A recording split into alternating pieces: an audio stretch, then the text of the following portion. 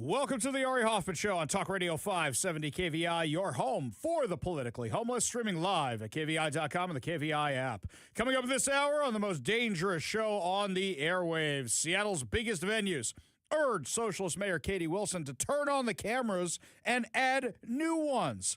Plus, another boy steals a girl's title, this time from Seattle public schools. But before we get to any of that, my friends, it is time for your daily dose of adrenaline. You want me to stick this into my heart? Are you f***ing nuts? One of my first bosses here at KVI said to me, Ari, it is more important to be right than first with a story. I quote him all the time. So there's a lot of stuff on social media the past few days speculating about who is responsible, what is responsible for these massive fires out in Spokane. You might remember that Captain Planet himself, Governor Jay Inslee, when we were just finding out about the fires and the devastation and people being evacuated, decided to take to social media with his own theories on who was responsible for the deadly Well, we don't know if they're deadly yet, thank God. Thank God nobody has died yet. But over 700 structures destroyed, over 65,000 people evacuated. Here's what Jay Inslee said was responsible for it. It's a beautiful morning here in Lopez Island, but I'm so concerned. Talked to my friend, a legislator in Spokane, whose home he had to evacuate because of these massive fires in Spokane County. The whole state's under threat now, climate change. You know, climate change isn't some existential global thing. It's our neighbors, it's our friends. We had to fight for them. Well, Jay, I want you to meet a guy named Climate Change who was arrested for arson, for causing some of these fires. A man with a prior Arizona manslaughter conviction has been arrested on suspicion of first-degree arson in connection with the catastrophic wildfires that tore through Spokane County, Washington, destroying hundreds of homes, structures, and forcing tens of thousands of residents to flee. So last night, the Spokane County Sheriff's Office announced that Aaron Farinacci, 37, of Spokane, which we'll come back to that in a second. No, he's not an illegal alien. But we're going to come back to that of Spokane term in a second. Was arrested around 5 p.m. on suspicion of first-degree arson in connection with the Old Trails fire. He is being held in the Spokane County Jail on $1 million bail and is scheduled to make his first court appearance today. Now, he made that court appearance, but we found out a lot in the meantime. So last night, anybody who's on the Spokane County social media pages or email list immediately gets this, and it starts popping up everywhere. Somebody was arrested. Jay Inslee immediately looks like a moron. He always looks like a moron, let's be fair. If you go to his social media page, every comment is, who is this guy, Climate Change? Is Climate Change the guy in custody right now? Has Climate Change been charged yet? Every single comment on his post is now something like that. Because Jay Inslee decided to just go out there and, hey, climate change, it's climate change. So I immediately head to the Google machine. Me and my wife, we've got our own Lois and Clark set up in our house where we do all our reporting, and immediately to the Google machine. Now that we have a name, who is this guy? And the first thing that crops up is a story you might remember from 2010. It seems like a long time ago, but it's really not that long ago. 2010, you might remember there was a story about a kid who killed his father and turned a gun on his mother before trying to kill himself. Why? Because there was an argument at home over doing the dishes. That is Aaron Farinacci, the guy who is in custody right now for allegedly starting some of the Spokane fires. Now, there's a few gaps in what we know about him.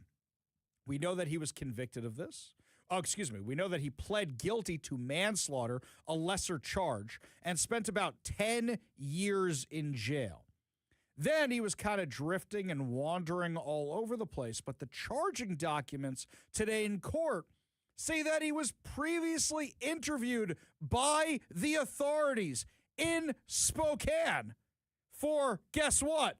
Lighting fires, but was released in both cases. Now, with this one here, a witness saw him, saw what he was doing, called it into the authorities. The authorities found him, questioned him, released him, then I guess built up all the evidence they needed, and then went and arrested this guy. He's a drifter. He's a vagrant. Next thing you know, we're going to find out that Homeless Inc. in Spokane or something was watching this guy. Just watch. We know how this goes. We're going to find out he was homeless or something like that. We will. Because this guy has a criminal record, which has been sealed, by the way, because of mental health issues he has. So I contacted Maricopa County, Arizona, where he was convicted, or he pled guilty to the manslaughter charges. And they told me the records were sealed either by request of the defense. Excuse me. Something's coming into the studio. I don't know if it's like the smoke or something. Something just came right in here. Sorry about that. Something just came. You need right me to take over here? I don't have the stuff in front of you. I mean, I'm looking out the window, but right? this thing starts blowing and yeah. No joke. I mean, it's sucking in air from outside or something just came right wafting in here. If you look out there, I mean, we can barely cow. see Talk the about island. bad timing there. Like, I'm doing a monologue here and the smoke's getting in my throat as we speak.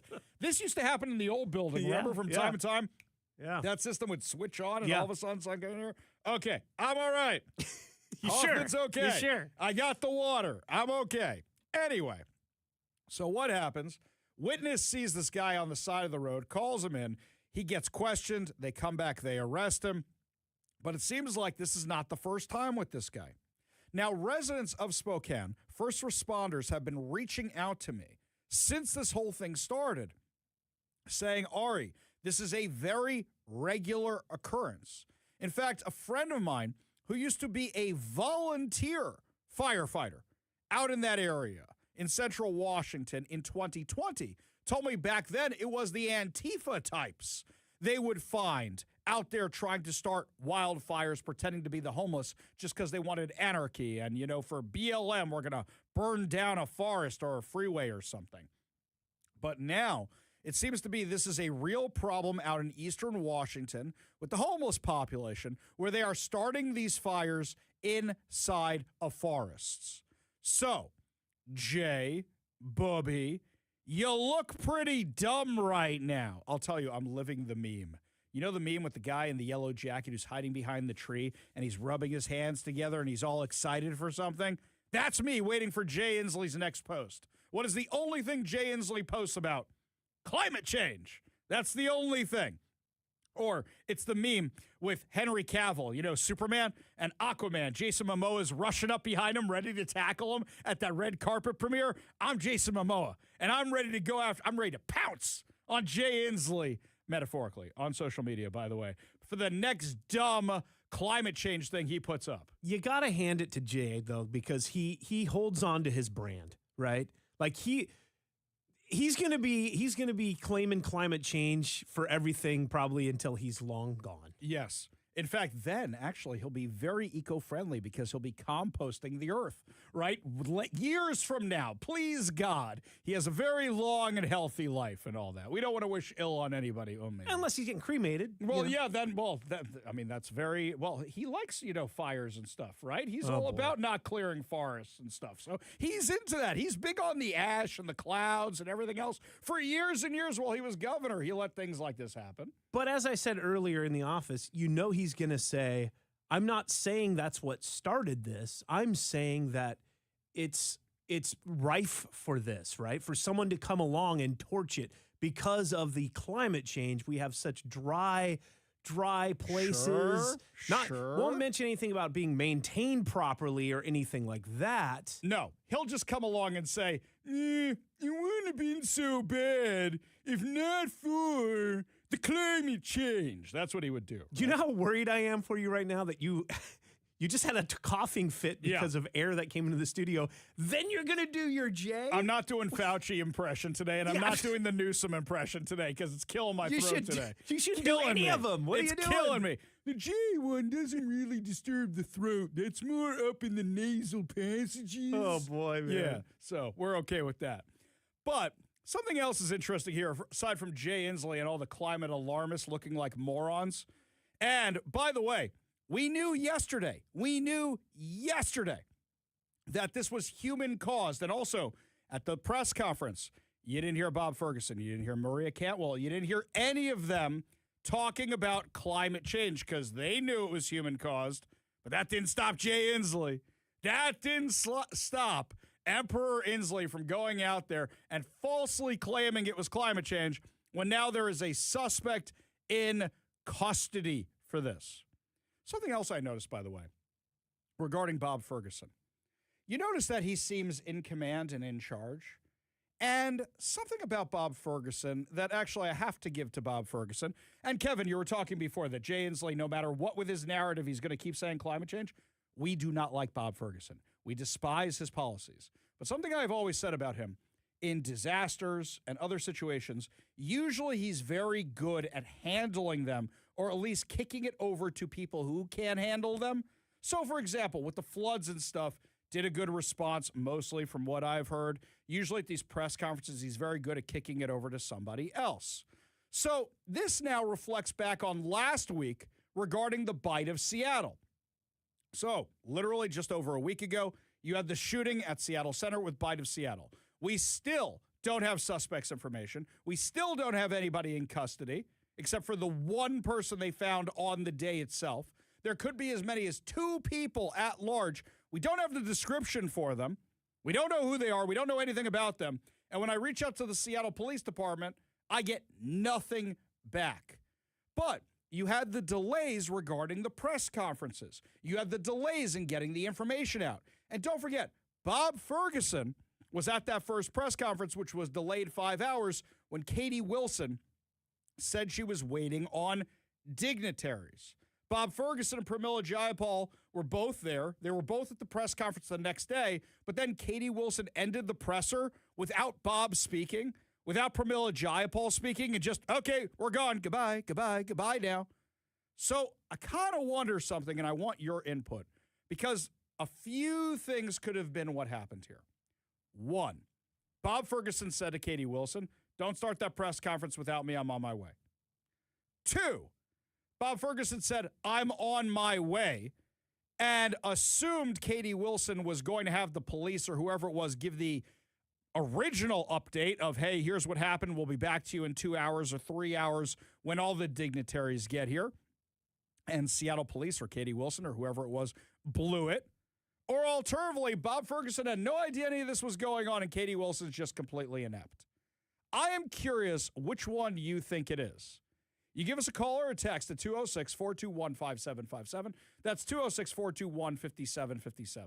Me personally, what I think is Bob probably said he wanted to be on site. We have his texts where he says, I can be there by 9. Now, mind you, the texts do not tell us phone conversations, email conversations, conversations staffers had. So one text between Bob Ferguson and Katie Wilson that says I could be there by 9 o'clock does not tell the full story. He's been releasing them to the media like, it wasn't me, it wasn't me, it wasn't me. It was Mayor Fivehead down there. It was her. I tell you, it was her, it wasn't me. And Bob is usually better at these press conferences. Am I giving Bob Ferguson too much benefit of the doubt? Or do you think really it's Katie Wilson who's completely inept in this? Bob Ferguson's trying, he wasn't even at the last 2 press conferences she had, trying to distance himself from all of this, releasing public docs, releasing the text as possibly as he could, so as quick as he possibly could to get away from this. So do you think it is completely on Katie Wilson, or do you think it's on Bob Ferguson? Me personally, I think it was the kind of thing where he said, I'm on my way, I'll be there soon. Whether or not he said, wait for me, that's the question. But let me know what you think. 206-421-5757. That's 206-421-5757. 57 57. You give me a call or a text and you let me know. This one here from the 425 says, Mayor Fivehead is inept. Well, yes, I agree with you. So you're putting the whole thing on Mayor Fivehead. I get it. This one here from Bruce. Ari, Jay Inslee serves only to prove that all those Nature and National Geographic shows I was forced to watch in school were wrong. The dodo is not extinct. It is alive in Washington, now Idaho, and sadly, too many brothers and sisters that also put a D or DSA after their name. Oh, that's not nice. I hear what you're saying. That's not nice. I do understand that a lot of them are moving out. I do understand that a lot of them are voting the wrong way. And don't forget, if you haven't voted yet, you have my voter's guide up at kvi.com. That's kvi.com. Paul has some advice for my scratchy throat today. You'll like this, Kevin. He says, it's not specific to Ari. Everybody does it, but it'll save his throat. Every Fauci impression is one a week. Just one Fauci impression a week. Okay. Because his voice is totally not scratchy in real life. I don't know about that, man. I hear it when I hear him talk. I know he's got that New York accent, but the scratchiness just comes right into it with me. But yeah, you guys let me know what you think. Do you think it was Bob Ferguson delaying the press conference? Do you think it was Katie Wilson being inept? I think more and more it's looking like Katie Wilson was inept, but I don't like Bob Ferguson so much. I don't want to give him a free pass on this. I think really, he had something to do with it. I'm on my way. And then they delay the thing 5 hours. Regardless, given the smoke that's out here in eastern Washington right now that's somehow making its way into my studio as we speak, this is really, really bad. Over 65,000 people have been evacuated. I was actually talking to one of my attorneys today about a different case. He had to be evacuated. He's at his in-laws' house right now. We know that Representative Jenny Graham lost her house. They're expecting this to get worse. As I'm looking at my computer right now, I've got 3 air quality alerts. I've also got it set for the fires. 0% containment out there in eastern Washington. This is as bad as it gets. And now you've got basically half a dozen to a dozen fires raging out of control. They weren't all caused by this one guy, allegedly. But the question is, were more people causing it? And how many firebugs are out there right now? Don't forget, Spokane is mini Seattle. How many homeless people are out there setting fires? I had one guy send me a video of a random homeless guy who decided to just walk up to a dumpster and light it on fire for no reason anybody can figure out. This seems to be a massive problem in Spokane. And Spokane is tolerant of their unsheltered population the same way Seattle is. So unfortunately, something like this was destined to happen because people with mental health issues, like a guy who would kill his parents over doing the dishes, is not kept locked up away from society. He's released and then is allowed to come to Washington and do something like that. The better question is, whose care was he under? Somehow he was alive the last 6 years. Somebody was feeding him. Somebody was giving him shelter. How did he end up in Washington? Who was taking care of him? If you got any information on this, feel free to send it over to me, ari@kvi.com. We're checking some of our sources. Our friends from the Discovery Institute, like Jonathan Cho and Kevin Dahlgren, are actually on the ground right now out in eastern Washington. I did give them some of those questions to answer for us. So hopefully we'll have some answers for you very, very soon. And speaking of questions that need some answers, is Katie Wilson ever going to turn those cameras back on in Seattle? Well, now a bunch of big venues, including some you'd be shocked by, are demanding that she do it. We'll tell you who it is when we come back. You're listening to the Ari Hoffman Show on Talk Radio 570 KVI.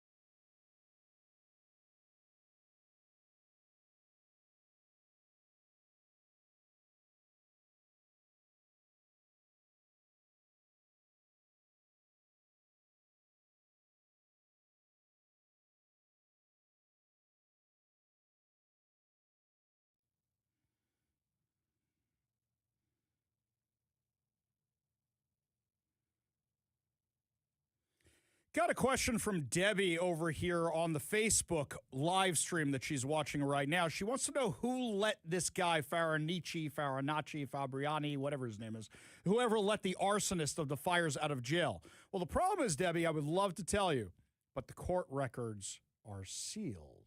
So as soon as I find a way to get those court records, and I am talking to Maricopa County, odds are they're not going to want to deal with this. Odds are they're like, yes, we can be free of this. Let's send it up to Washington. As soon as I get that information, I will give it to all of you. Meanwhile, switching gears to something a lot closer to home. So after the disastrous week and a half that Katie Wilson has had as mayor of Seattle, there is now a letter that came out from some of our biggest venues and some of our biggest festivals demanding not only that she turn on the security cameras, but also that she add new ones to Seattle Center and other areas that don't have them. Now, some of these I find very, very entertaining. Let's start with the ones that are normal. Seafair takes its security seriously. Not a lot of cameras in South Seattle. Most of the stuff focuses on downtown and more urban areas. When you have these big festivals down there, and you also have a lot of crime in South Seattle, that makes a lot of sense. But don't forget, Seafair also has Gasworks Park, also has Torchlight Parade. This makes a lot of sense. The Seattle Convention Center. Let's not forget, because of the crime, Seattle Convention Center lost a ton of business the past few years. Microsoft and others announced they weren't having their big conferences here because of how bad the crime and the homelessness and other issues were in Seattle outside the convention center. The Space Needle. Well, we don't need to tell you about the Space Needle. For what? The better part of last week, it was the Space Needle shooting, and they had nothing to do with it, right? It's the Bite of Seattle shooting, where Bite of Seattle is really responsible for the event. People are hiding inside the Space Needle. Visit Seattle, the Department of Tourism, that makes perfect sense. Then there's the Washington State Ballpark public facilities. That's the stadiums. Chihuly Garden and Glass. Don't forget, you had that lunatic who broke into them last year and was shattering all their glass. So they want them over Seattle Center where there's no cameras right now. Then these two crack me up. You ready for this? The Capitol Hill Block Party. So all the lefties that accuse the city of, you're giving our information to ICE, you're giving it away, they're going to be looking at the video. Now they want the cameras? Wait, who's another really woke organization in town that supports all these lefty policies but may have a lot of spectators that want to be safe? Oh, the Seattle Storm! The Seattle Storm are on this list. In fact, they're right at the very, very top. Right at the top. The Seattle Storm now wants the cameras. So the Seattle Storm, who are all pro-BLM, anti-police, now you guys and the Capitol Hill Block Party, all the people who are in favor of the armed occupation of 6 blocks of your city. Now you guys all want the cameras, huh? I say, give them to Seafair. Give them wherever Seafair wants them, let's put them there. I say, give them to Chihuly. Give them to Space Needle. Give them the Convention Center. Capitol Hill? Seattle Storm? I don't know, guys. I kind of feel like we should tax them. I've never said this before in my life. I think if you guys want these cameras, after everything you've done to oppose these things, I think you guys should have to pay for them. I mean, after all, you're a women's basketball team. You got lots of... Sorry. I was about to say a big budget, but we know that just ain't the case. Now, me personally, I'm kind of torn on the cameras. Why am I torn on the cameras? Because I was a big supporter of the Patriot Act. And the reason I was a big supporter of it was because I was in New York for 9/11. And after that, you're like, yes, I got nothing to hide. But the terrorists who are saying Allahu Akbar or talking about bombs on the phone, I want them to be afraid of the government. But then we saw how it was weaponized during COVID. We saw how the surveillance, the snitch lists, everything else was weaponized during COVID. We saw how the Biden administration was trying to censor our speech using some of these tools, spying on us. I know that right now we don't have enough police officers. And because we don't have enough police officers, they're saying, okay, if the guy gets away, at least we could use the cameras to track him to wherever he went, and then we could go arrest him later. They're really for after the crime, not while the crime's in progress. And we could catch people. like the two punks that beat up the 70-year-old man in downtown Seattle and a bunch of other crimes leading up to the World Cup. I get it. But are there privacy concerns? And I would argue there are. I'm torn on this issue. I want safety and security. I want more police. But because we don't have more police right now, are the cameras the best option? Are there surveillance concerns? Absolutely. I want to know what you think. We'll open up the phone lines. Give us a call or a text. 206-421-5757. That's 206-421-5757. Leonard says over on the text line, I think Mayor Fivehead is totally responsible for all of this. I think she needs to be removed from office, but I'm afraid it's too early for that, says Leonard. I don't know if it's too early for that. Right now, you can't remove somebody from office for being stupid. Otherwise, I got a lot of people I want to kick out of office. You can't arrest people for being dumb. Otherwise, there's a lot of people we could put behind bars. She hasn't technically done anything that can get her removed from office yet that we know of. John Narbon says, hey, Ari, Al Gore already took the Captain Planet recognition. Jay Inslee became the second biggest dork to jump on that same policy. I don't know, man. Because Al Gore, where's Al Gore? That's a name I haven't heard in a long time, right? A long time? Yeah, I don't know about that. Somebody caught this one. Robin Lakewood caught what I mentioned earlier. One of your attorneys, something you want to share? I will tell you what it was. It was a discussion over the press pass lawsuit. That's what it was. So one of our attorneys had to go somewhere else today because of what's going on. Lots more to discuss as the show continues, my friends. When we come back, RFK Jr. destroys CNN host Dana Bash over the science, trademarked, patent pending, copyrighted. Tell you all about it. Have that awesome audio for you when we come back. You're listening to the Ari Hoffman Show on Talk Radio 570 KVI.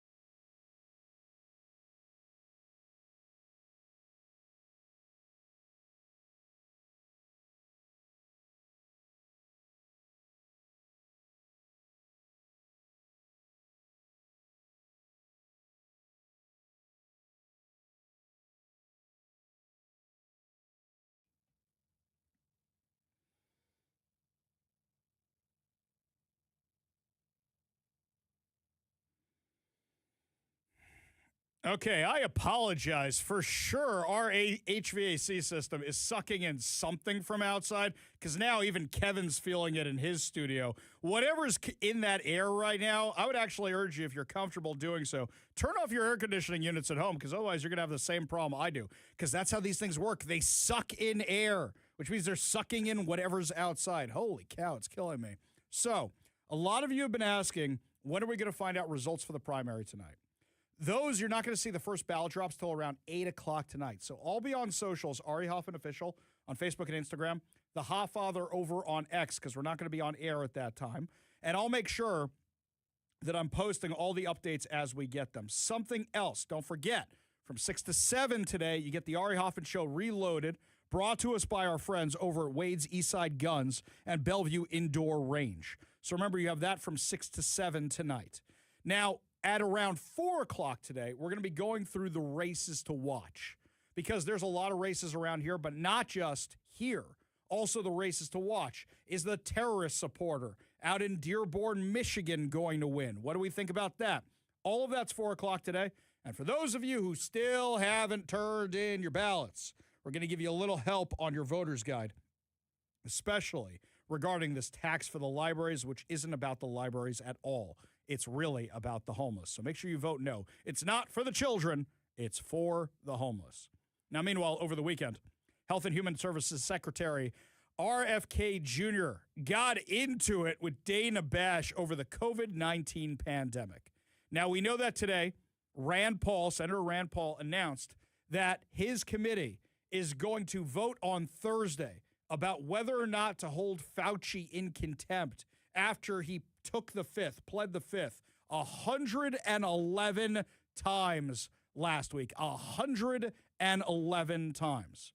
So, Dana Bash wanted to challenge RFK Jr., and he wasn't having that at all after the Fauci testimony. Give a listen. You are the HHS secretary, and you are talking about things that lead to vaccine hesitancy in this country, and it is something that causes problems for people when there is not anything. Let me ask you something. Do you see your job as ending vaccine hesitancy, or do you see your job as telling the truth to the American people? I see my job as telling the truth, and the truth is that there is study after study after study. It's one of the most studied things out there in science. You're repeating and it like a parrot. You're repeating it like a parrot. So I've actually read the science. Let's you and I come back here and debate the science. I'm not debating this with you. Of course you won't. No, because I'm not debating. All you know how to do is repeat things that people told you and say, trust the experts. That's what you did during COVID. Now we know that Anthony Fauci, who was the expert, was lying about everything, about masks, about social distancing, about natural immunity, about the transmission from the vaccine, about the source of COVID. He was lying, and you were punishing people for not trusting the experts. And now you're rolling out the experts again to talk about something that you have no personal knowledge of. Okay, well, guess what? That is my job, to talk to people. Your job is to tell the truth to the American public. Yes, and my job is to get as much information as I can. And what we were doing, skepticism, what we were doing in COVID, and still, with regard to these vaccines, is getting the best information, the best science that we can, and putting it out there. And, sir, what you are doing is causing information to be out there that is not accurate. Who was lying to you? You think that CNN was getting the best science during COVID? Remember their death ticker when they had that up there? You remember that sucker? You remember the Cuomo Brothers Variety Hour? The best science. You know, even journalistic ethics went out the window. You don't cover a family member. You may have thought it was good TV. You got 20 other anchors on that station. You could have any of them interview the governor of New York. Instead, you had his brother do it time and time again. Remember when he brought out the giant Q-tip? You're going to say that this is you following the science? Really? Give me a break. CNN were the worst ones, the absolute worst ones when it came to all this. Aaron Rodgers was actually being interviewed the other day. You know, you got all the NFL training camps going on. Aaron Rodgers just lost it about Fauci the other day. Give a listen to this. A couple times today, because you've been very open about coming back for this year, last rodeo, and you talked about your wife saying, hey, have another year. Mike McCarthy being here, obviously a big deal. Can you tell us about the mindset of coming into your last season? Like, that's a real thing, it feels like, because is everything better? Is everything funner? Is everything more awesome? Like, how do you kind of view this year versus maybe the years of the past? I'm going to plead the fifth. Okay. Okay. Like Gotta love that guy. Okay. Like that absolute coward, Tony Fauci. Absolute coward. Yeah. Eric's back, Are baby. you kidding me? Yeah, 111 You got a times. pardon and you're in front and you pleaded over 100 times Yeah. at the White House. What are you scared of, Tony? Yeah. I thought you were the science. Yeah, yeah. I thought you were I am science, and you get up there and you can't answer a question. Yeah. What are we it, doing? baby. And how much time did the network spend to that? How much time did they spend on my responses every week, on my vaccination status, on Taylor and Travis's wedding? Yeah! Did they do even a minute? Did they do even a minute on Tony Fauci? No, I don't think I've heard Nah, I anything. bet they didn't. But on that note, And there was another scandal this offseason, too, involving a voter for MVP, for Coach of the Year. How much time did your network spend? Where's your camera? Did your network spend on our that? network. I wish I How could much time did you Go back spend? to Fauci. I wish awesome. I How could much to time? Fauci. This is awesome. Go back to Fauci? Yeah. Go back to the coward Tony Fauci and his science? Hold on now, Who's Eric. spending the entire time writing in his diary about how fun it is to be famous? You got to be kidding me. Okay, so on that note, What are you going to say about me now? Debate him, What are you going to say about me no, now? I got no debate here. You had a 500. No, seriously, what are they going to say about me now? Now you can't talk about the COVID stuff because obviously it was made, in a lab in China. That's like not even questionable anymore. Tony Fauci is an absolute criminal. I'm on good terms with my family. I'm on good terms with my family. What are you going to say now? Yeah, let's not forget Aaron Rodgers. Will he get the vaccine? Won't he get the vaccine? Will we let him play? Remember all that craziness? Do you remember all of that? Do you remember this insanity? All thanks to Fauci. All thanks to CNN parroting his insanity. CNN, fiery but mostly peaceful. That's CNN. We go to the KVI studio line, take a call from Paul in Bonnie Lake. Paul, what's going on, man? Taking my call. You were talking about whether or not to use the cameras in the Patriot Act. In the founding of the country, you had the Federalists and the Anti-Federalists. Both views were necessary for the establishment and the continuation of our country. Today's conservatives are the descendants of the Federalists. Today's libertarians are the descendants of the Anti-Federalists. But the libertarians are crazy. They're borderline anarchists, and they are vile anti-military bigots. So stick with your conservative principles and use the cameras. You know what's funny is actually Matt texted this one over to us. It's a graphic. I don't know if he made this or somebody else did. It says, Dr. Strangelover, how I learned to stop worrying and love the flock camera system. Very good. Well Appreciate the said. call, Paul. Appreciate you being part of the show. You want to be part of the show, you give us a call or a text at 206-421-5757. That's 206-421-5757. Up next, my friends, another boy steals a girl's title, this time in our very own Seattle. Give you all the details when we come back, including a surprising new support from the world of women's sports about keeping girls' sports for girls. You're listening to the Ari Hoffman Show on Talk Radio 570 KVI.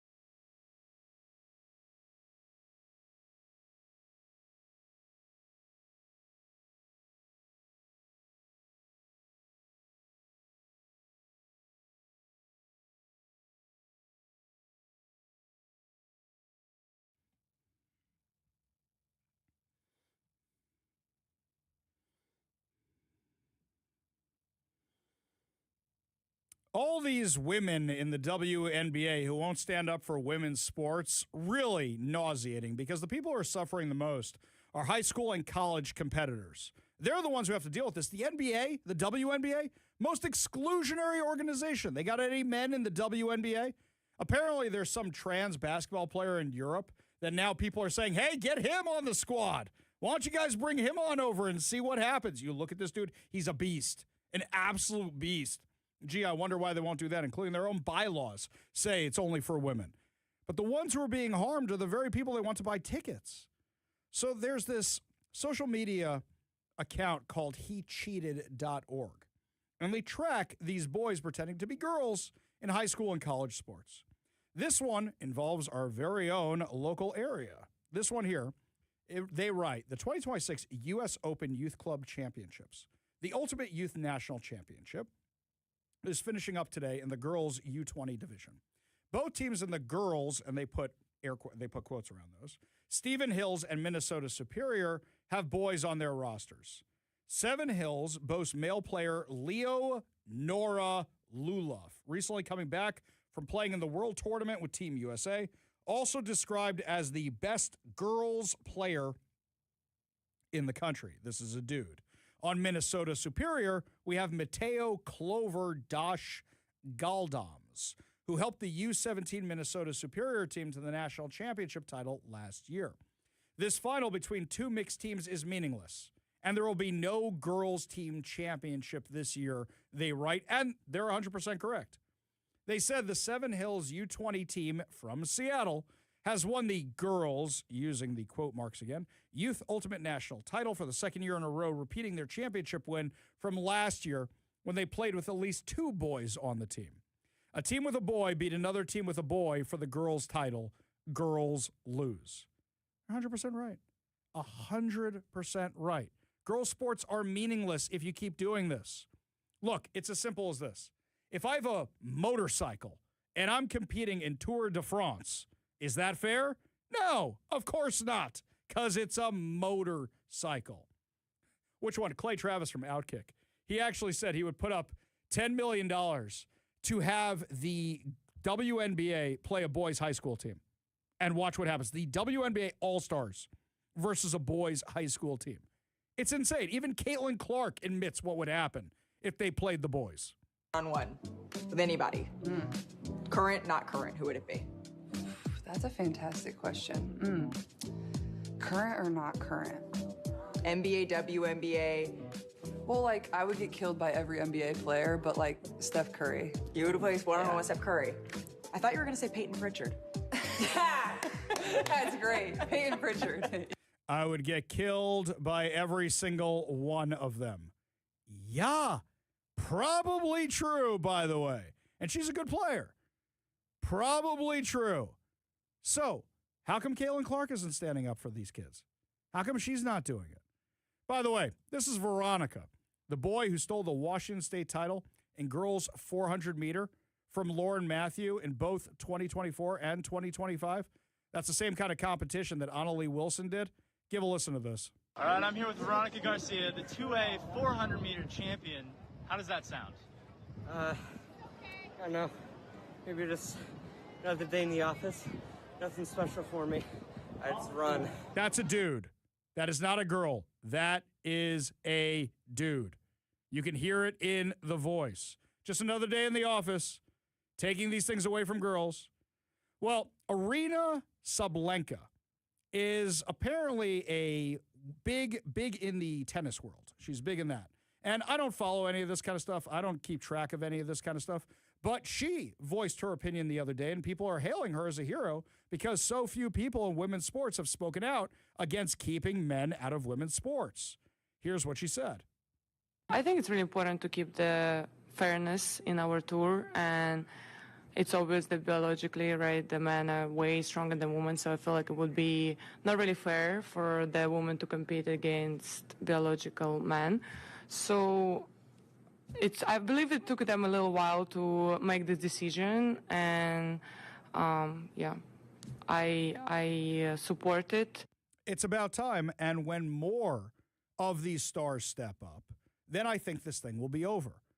I think you also need some of the guys to step up. How come we don't hear anybody in the NBA talking about this? Did a memo go out or something? After all, there are talking points, obviously, to the coaches in the WNBA. We go to the KVI studio line, take a call from Transit Joe. Transit Joe, what's going on? What's going on is I think somebody who's a volunteer needs to stick up for public health on your show. I mean, we all survived COVID, didn't we? No, not everybody survived COVID, Joe. Right. Some people died. You didn't listen to the recommendations to wear a mask and get vaccinated. Joe, no. Absolutely not. That is not true. A parent of a friend of mine listened to all the recommendations. And then, because she was told by people like Jay Inslee and Anthony Fauci that once you have the vaccines, you're protected, went elsewhere and got COVID and died. You really want to do this, Joe? You're sticking up for a guy who, in his own diary, said he knew that some of the things he was recommending wouldn't work. You really want to stick up for this guy? I'll ask you this, Joe. Have you read the diary? No, I have not. Okay, stop right there, Joe. No, Joe. No. You said you haven't read the diary. I haven't read the whole diary, but I've read enough of it to know that he's a megalomaniac and he's on a power trip. And he was saying things he knew were not true. And the case you just gave is exactly the case that happened to so many people who did follow what they said and did follow recommendations. And aside from the people who died after following those recommendations and the people of health complications after following those recommendations, all the kids with the learning loss, all the suicide, all the depression, all the anxiety, no. Gary, No. Sorry, Joe. Not doing this. Gary. Not going to do it. Appreciate the call. Appreciate you being part of the show. You want to be part of the show, give us a call or a text at 206-421-5757. That's 206-421-5757. This one here from John over on the text line. Ferguson and the mayor, both of them are responsible. Cameras, bring them back. Not like you normally can see a license plate, but now it's impossible to see the traffic conditions in the city thanks to Katie's ineptitude. Fair point, John. When we come back, your chance to take the trip or keep the cash. Plus, we'll give you some preview of tonight's primaries here in Washington and across the country. You're listening to the Ari Hoffman Show on Talk Radio 570 KVI.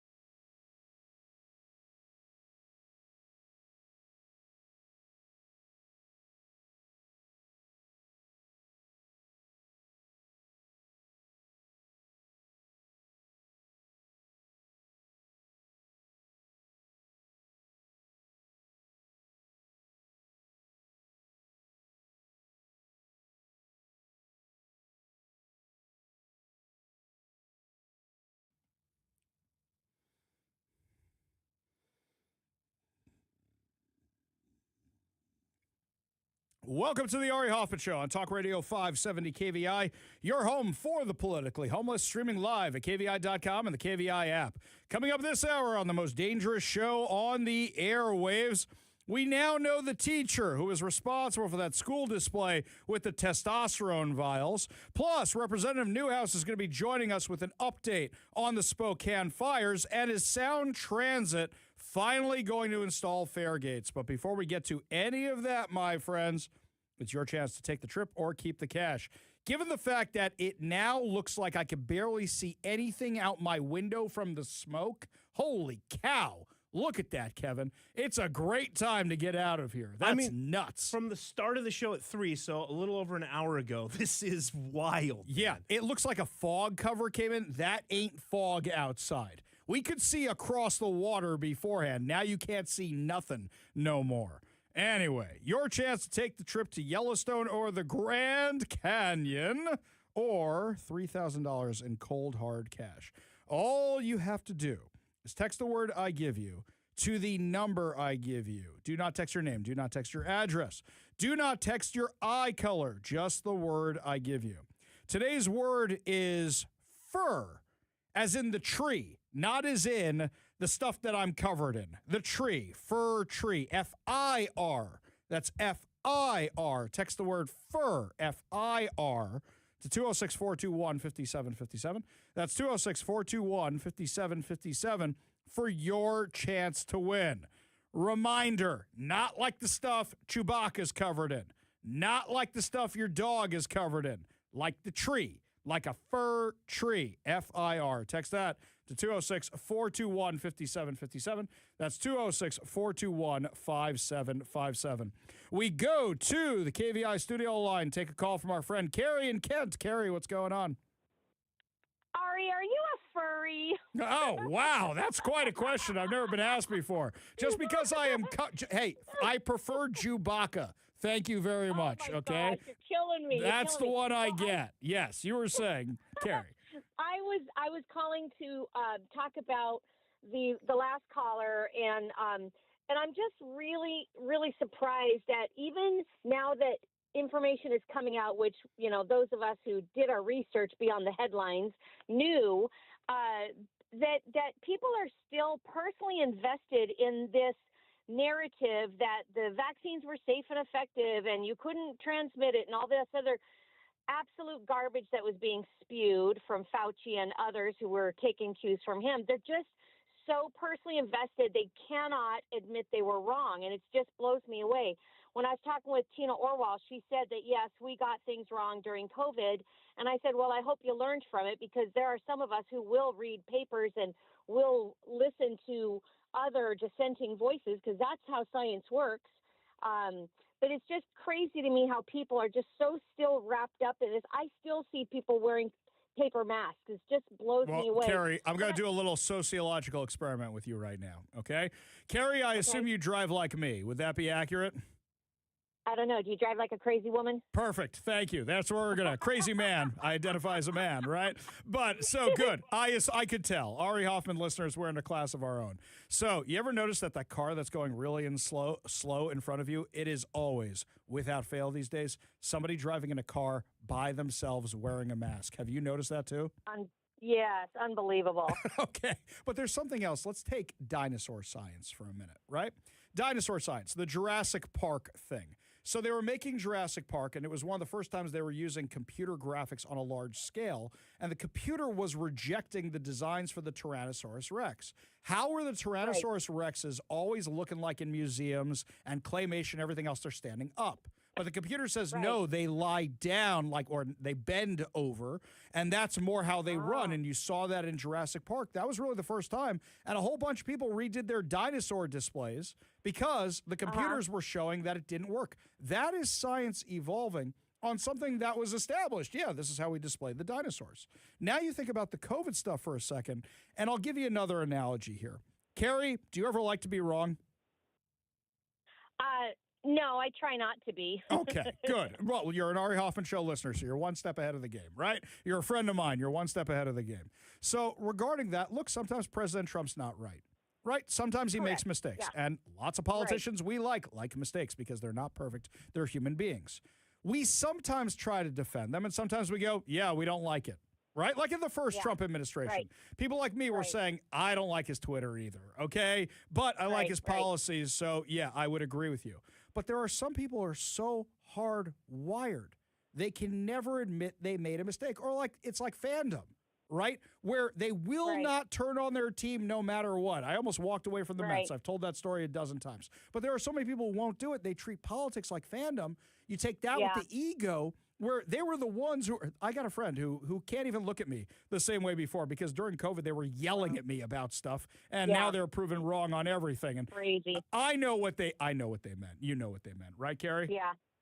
You know, the crazy thing is too is that the people, the numbers were so overinflated because there was a financial incentive for a lot of these places. If someone comes in with a gunshot wound and they happen to have COVID, now it's a COVID death, right? Yeah. And they don't take into consideration also the people who were so hopeless because they lost their jobs because they wouldn't take this experimental mRNA vaccine. And they either killed themselves or they moved away. You know, I mean, people don't take that into consideration too. I think it was one of the greatest psychological operations in the history of mankind. Well, so here's my thing is that I think what happened was they messed up for the next thing.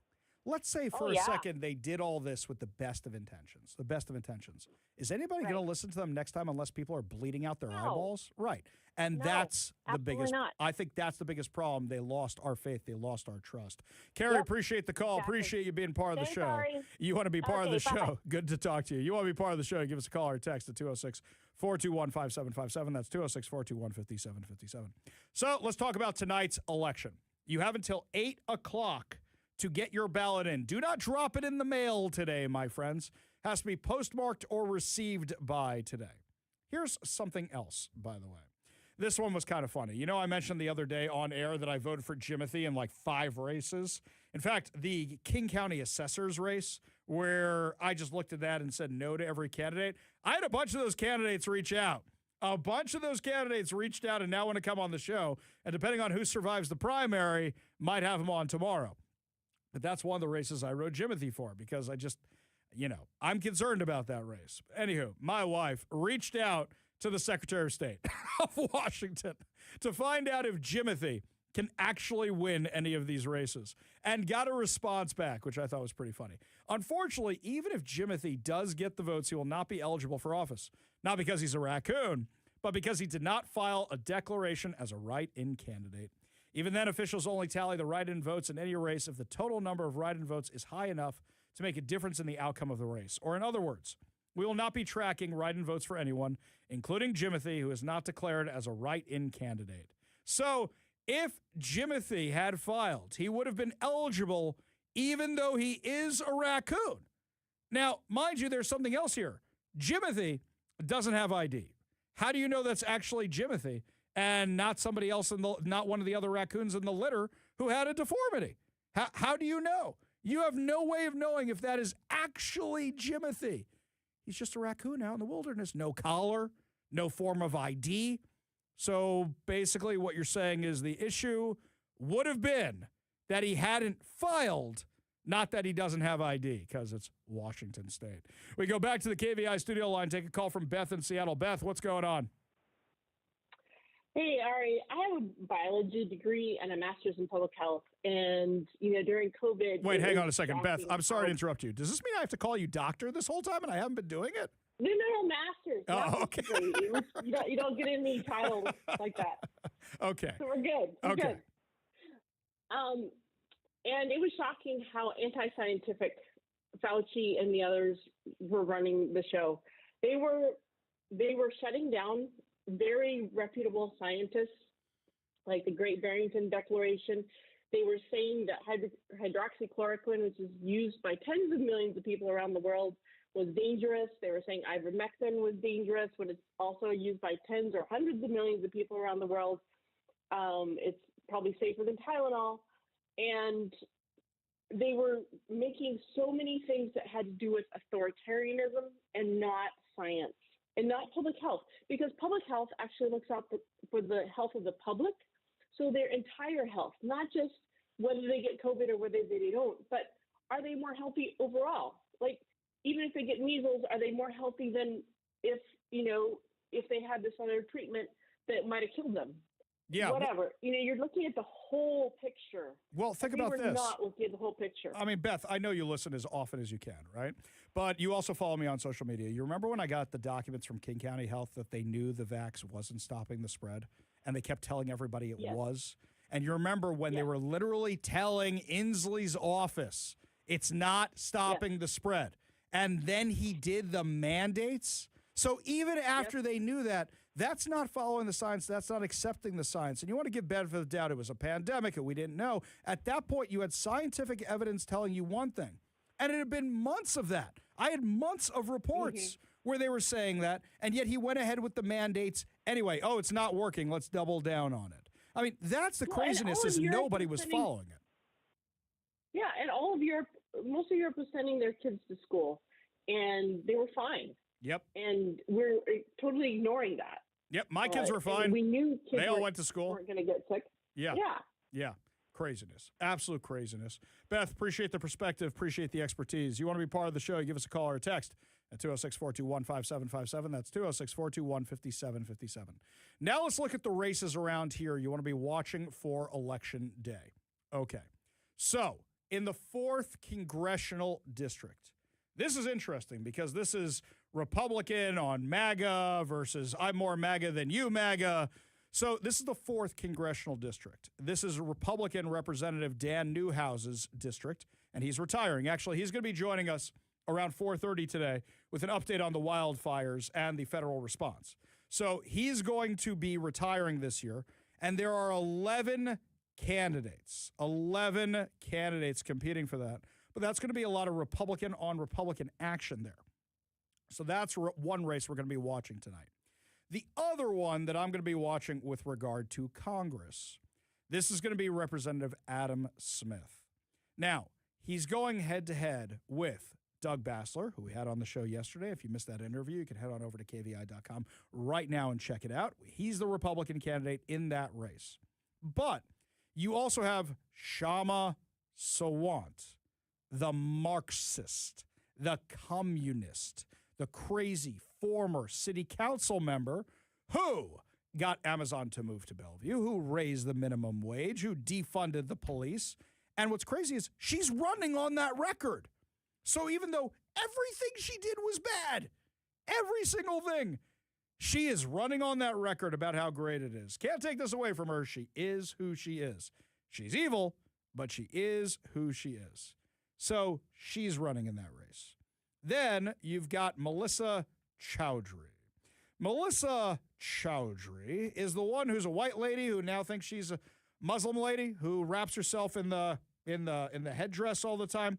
Married a guy who's a fraudster who was also an illegal alien who was arrested by ICE, and then she was claiming, no, he's just an innocent guy, even though he's a convicted fraudster, lied on his immigration documents, and tried to defraud the U.S. government as well. But her own thing is this gal's entire campaign seems to be she hates the Jews and she hates Israel. Nothing about any local issues. It's just she hates the Jews and she hates Israel. In fact, she is so in with the Islamic stuff that what happened was when she was at a candidate forum with the stranger, the Seattle stranger, as far left as you can get, that what happened was she admitted to them and she wanted to not be on record at a candidate forum. So not very bright, by the way, when it's run by a media outlet and everything's on record. She said she wasn't really a Democrat. She was just using them as like a skin suit, and she was going to switch to the Green Party as soon as she got into office. Also at that time, she was asked by the stranger, how come there's nothing, you claim you're a Democrat, how come there's nothing on your page about the LGBTQIA community?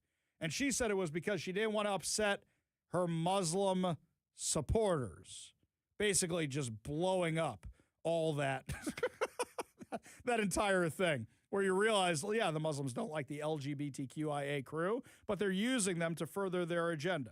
Now, there's some other fun around here. So you've got Senate Majority Leader Jamie Peterson, who's being challenged by Hannah Sabio Howell. She's a far, far, far left progressive, and the far, far left are voting for her. Then you've got the conservatives who will not vote for Jamie Peterson under any circumstances because he's the one behind the income tax. He's the one behind girls as young as 13, or boys as young as 13 for that matter, doing whatever they want, running away from their homes, being sheltered by the government. He's the guy behind all these crazy policies. So people are not liking him very much, and he's running against a very popular far-left socialist. That's going to be an entertaining one. Locally here in Seattle, you've got District 5 for the Seattle City Council. Deborah Juarez stepped in to fill the seat when Kathy Moore resigned, but she's not running for another term, thank God. However, I'm looking at it, and there's nobody I like in that race. Nobody. That was one of the Jimothy races. One of the Jimothy. Well, actually, I didn't fill in Jimothy. She's not my council member, but that's one I would have filled in Jimothy for. Then you've got the King County. You've got the King County Council. You've got the seat which Girmay Zahilay vacated when he won the race to become the King County executive. The favorite to win that race right now is State Senator Rebecca Saldana. Now, Rebecca Saldana is responsible for a lot of this left-wing craziness, also including the income tax. She's also the one who endorsed a lady who threatened to blow up a school bus filled with children. Now, odds are it's going to be her versus either Seattle Port Commissioner Toshiko Hasegawa or King County employee Miriam Maboya, which will probably be between two out of those three will probably be the ones who get through it. Now, if we get on to the justices regarding the ones who are running for state Supreme Court, people keep saying, Ari, who are your recommendations? Who are your recommendations? They're all right there on my voter's guide, which is up at King County. Up at King County. That'd be funny. Which is up at KVI.com. You head on over to KVI.com. They're all right up there, every single one of them. But basically what you've got is you've got Theo Angelis and Colleen Melody, who were appointed by Bob Ferguson so they could run as incumbents. They have no experience for this.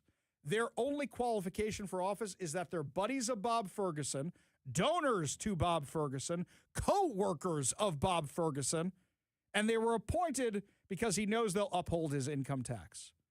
So do not vote for Theo Angelis. Do not vote for Colleen Melody. There are plenty of other people in those races that are qualified for your vote. If you want to know who they are, you head on over to KVI.com right now, and all the information is right there for you. But what I'm watching about some of these Democrat-on-Democrat races is it going to be like the rest of the country, where the far, far left are the ones who are moving forward in these races? That is what I am most curious about, because their platform is absolutely insane. Insane. Don't believe me. Take Bill Maher's word for it. Now, Bill Maher, he's a classic liberal. He is. But when he was outlining the DSA platform, it's so extreme. You actually hear his own audience gasp. And that's a room full of lefties. A room full of lefties. Now, this is a little bit of a longer clip, but give a listen to it. And finally, new rule, Donald Trump has told 1 trillion lies, but when he says the Democratic Socialists of America are actually communist, that's not one of them. And it's not hard to prove it, just by quoting the DSA and their candidates. J.D. Vance was on the show, and I told him that if the Democratic Party keeps going in the direction of the DSA, my vote was in play. And all I heard all vacation was, oh my God, you're a Republican now. No, that's not what I said. I said in play. And here's why. Because not a week goes by where I don't read about some newly chosen, exciting new face in the Democratic Party. And then when that face opens its mouth, the Communist Manifesto or some other crazy comes out. Again, let's just read the quotes. The DSA platform says you work as much as you are able and no more than needed. If that was any closer to Karl Marx's dictum, from each according to his abilities to each according to his needs, they'd be sued for plagiarism. New York Mayor Mondani once tweeted Karl Marx's words exactly. They're not trying to hide it. Their most popular influencer, Hassan Piker, thinks communism is so groovy. He laments the fall of the two of the most murderous regimes in history, the Soviet Union and Chairman Mao's China. Mandami's aide, his top aide, Sia Weaver, said, if you don't believe in the government's sacred right to seize property, it's over, and impoverish the white middle class. What? That's a goal? You know you're supposed to scare people into voting for you, right? One of the new soon-to-be Democratic congresspeople, Darlisia Chevalier, supports seizing all properties from landlords and said, seize the means of production. Mandami has said the end goal is seizing the means of production. I think they want to seize the means of production.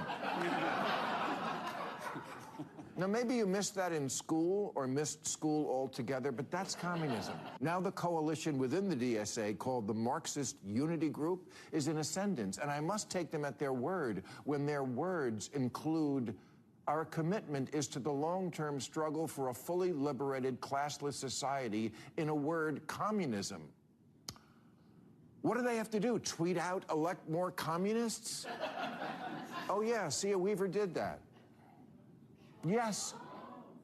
Good. I'm glad you're shocked. You see that at the end there? Elect more communists. That's what you're watching in these D-on-D races. You're not watching Democrat versus Democrat. You're watching Democrats versus communists. Though these days, there's a lot more similarities between them. Up next, my friends, lots more to discuss as the show continues, including we now know who one of the teachers was that was helping assemble that display for Pride Month that had the testosterone vials in it. Plus, we're going to be getting an update from Congressman Newhouse about the fires in eastern Washington. You're listening to The Ari Hoffman Show on Talk Radio 570 KVI.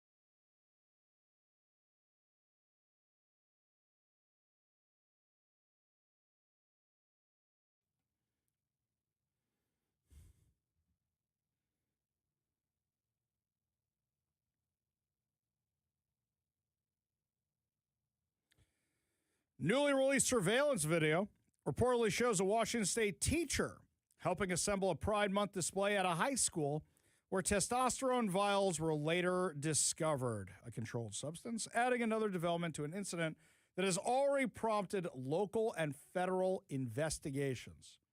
Surveillance footage obtained by our friend Brandy Cruz confirms that the Graham Capucin High School teacher Megan Press assisted a student in placing testosterone vials inside the school's Pride Month display. I thought Pride was about being proud who you are, not changing who you are. Quote, we have confirmed through video surveillance that a teacher, Megan Press, was involved in helping a student place testosterone vials inside a Pride Month display at the high school in Washington State. The feds are investigating, Brandy Cruz wrote on X. It included a video that appears to show a teacher helping assemble the display alongside a student. This comes after the Department of Education launched a formal investigation into the Bethel School District over the incident, citing potential violations of the Protection of Pupil Rights Amendment, a federal law protecting parents' rights to review instructional materials and receive notice before certain school activities involving students. The controversy began after photographs of the school's Pride display surfaced online, showing what appeared to be testosterone vials displayed alongside a transgender flag, LGBTQ-themed decorations, and children's books. Bethel School District later confirmed the display included both empty testosterone vials and others containing a small amount of unknown liquid. District officials previously stated the vials had been placed in the display without authorization. Quote, we were made aware of the display at the high school that included empty vials of testosterone as one of its visuals. The display also contained some vials that still contained a small amount of an unknown liquid, they previously said in communications. They said the inclusion of the vials was entirely unauthorized, did not receive approval from school leadership or administration. The district also said administrators had identified those responsible for adding the vials and removed them from the display. Following public attention to the incident, Pierce County Sheriff Keith Swank announced his office would investigate. Detectives later seized the testosterone vials for evidence. The Trump administration has since elevated the matter to a federal investigation. The Department of Education said it will examine whether the teachers or administrators encourage students to pursue medical gender transitioning procedures without parental knowledge or consent, and whether the district complied with federal parental rights requirements governing instructional materials and student activities. Federal officials also cited reports that students had access to testosterone, a controlled substance commonly prescribed for certain medical conditions and for individuals undergoing gender transition procedures, as part of the school's Pride display before law enforcement removed the materials because of health and safety concerns. The department has warned that substantiated violations of PPRA can result in enforcement actions, including the potential loss of federal education funding. For me, there's a bigger concern here. What kind of stuff is going on in these schools that have health centers? Health centers are not like they were when you and I were kids. Let's do this right off the bat. If you wanted an aspirin or a Tylenol or something, they had to call your parents back then. They had to have permission from your parents to actually give you any of that. Nowadays, if you're 13 years old, you don't have to tell your parents anything.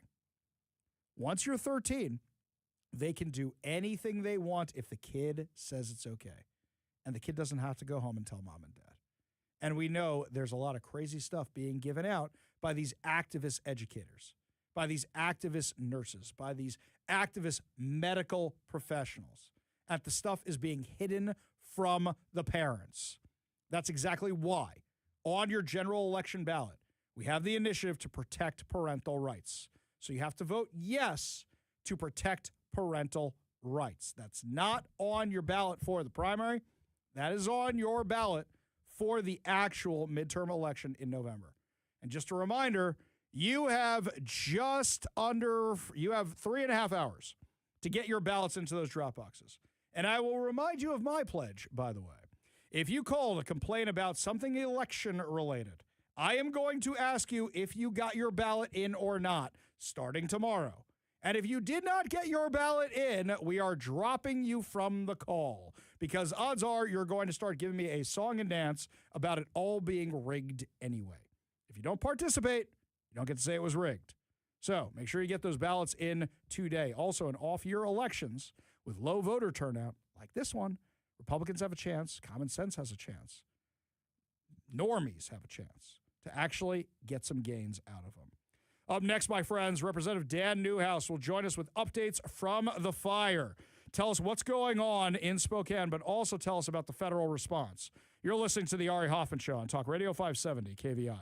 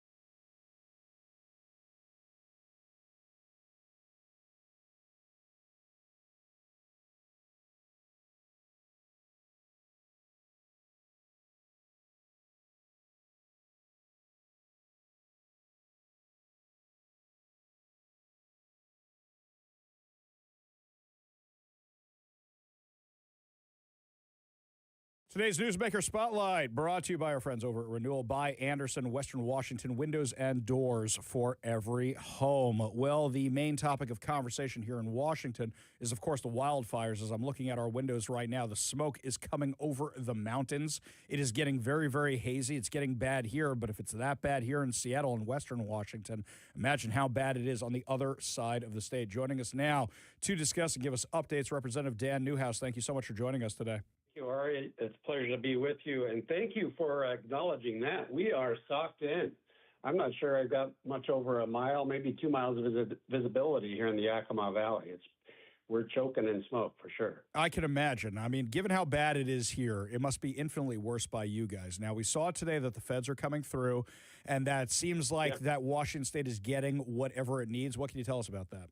Yeah, I joined my congressional colleagues just yesterday, signing a letter requesting the president to follow through with Governor Ferguson's request to declare a disaster, and he did that. Same day I received a letter, so that was awesome.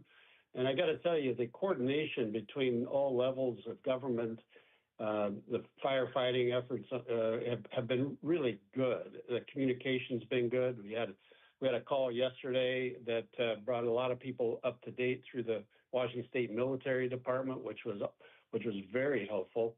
I'm guessing there must have been, 50 plus people on it.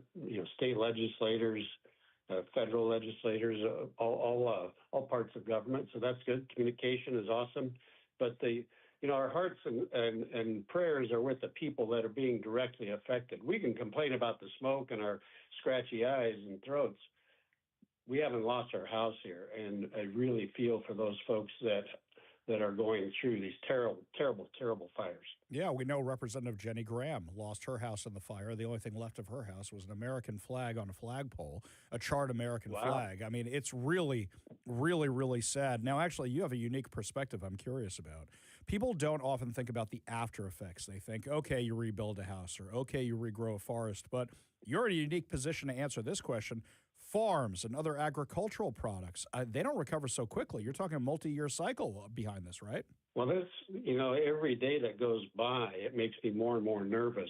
Like I said, we're literally socked in, and that can have an impact on not only how the crops grow, but the quality of the end product. And you've probably heard the term smoke taint. A couple of years ago, we had I think 2 or 3 summers in a row that there was a lot of smoke damage to some of the wine grapes in the area. That's not, nobody, you would think smoke and wine, maybe that goes together. It does not. And there's other crops that are impacted by that as well. So we're hoping that, I know it's kind of a mixed thing to ask for, but a little breeze to get the smoke out of the valleys would be helpful, as long as it doesn't get up into the hills where the fires are burning. But you're right, the long-term impacts of this are real, and we've experienced them before. And unfortunately, there's not a whole lot that we can do about it. I was actually in your neck of the woods. I was out in Natchez, Washington a couple weeks ago.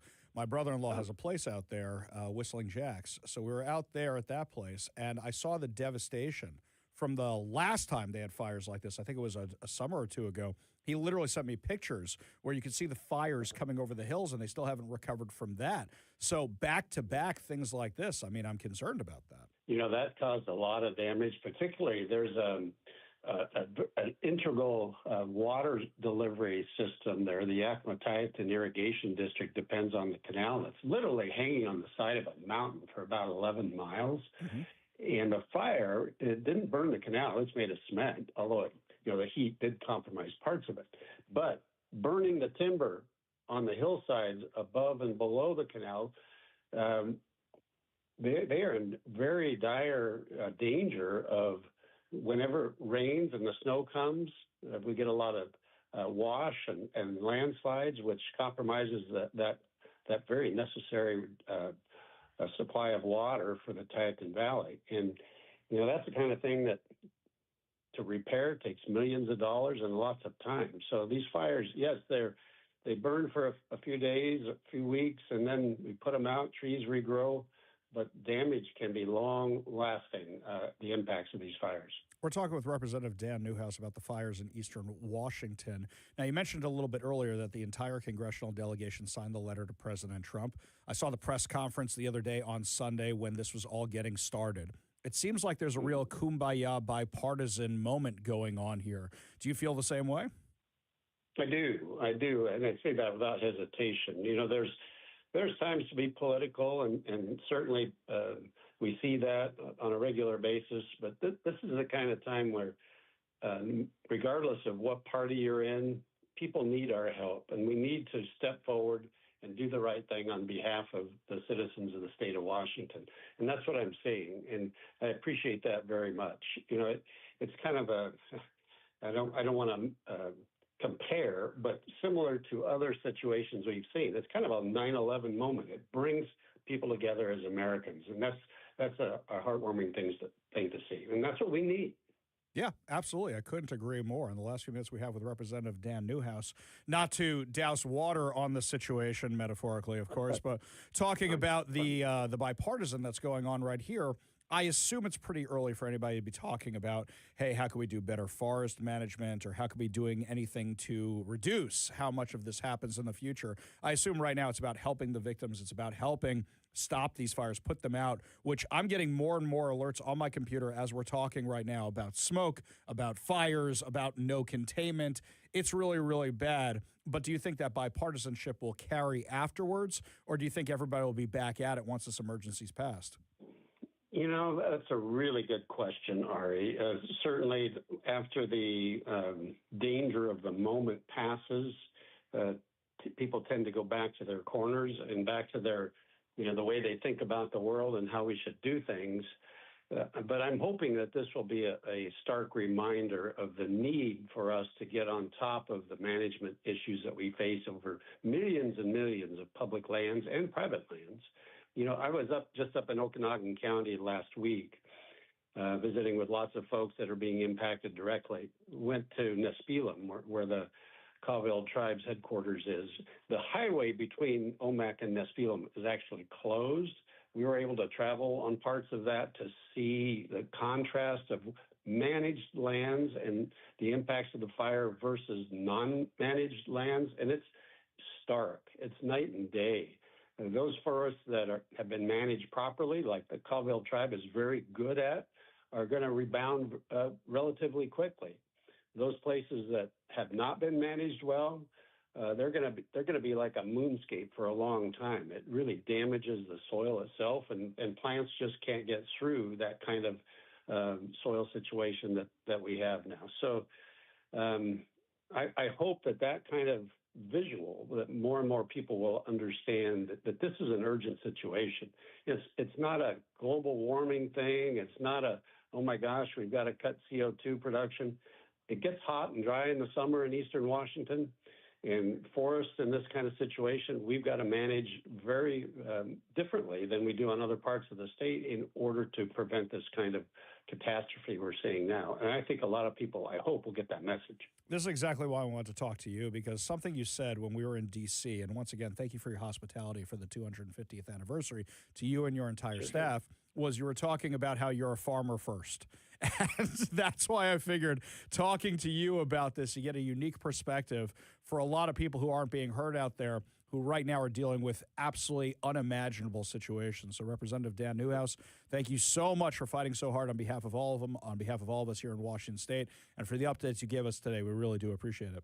Well, thanks, Ari. And I got to, tell you, too, it's a pleasure to see you in D.C. and meeting your lovely wife. That was a special treat. But thanks for shedding light on what's happening throughout the state. Now that people on the west side are getting the impacts of the smoke, I hopefully that will wake up a lot of folks to reality that we face on a yearly basis in eastern Washington.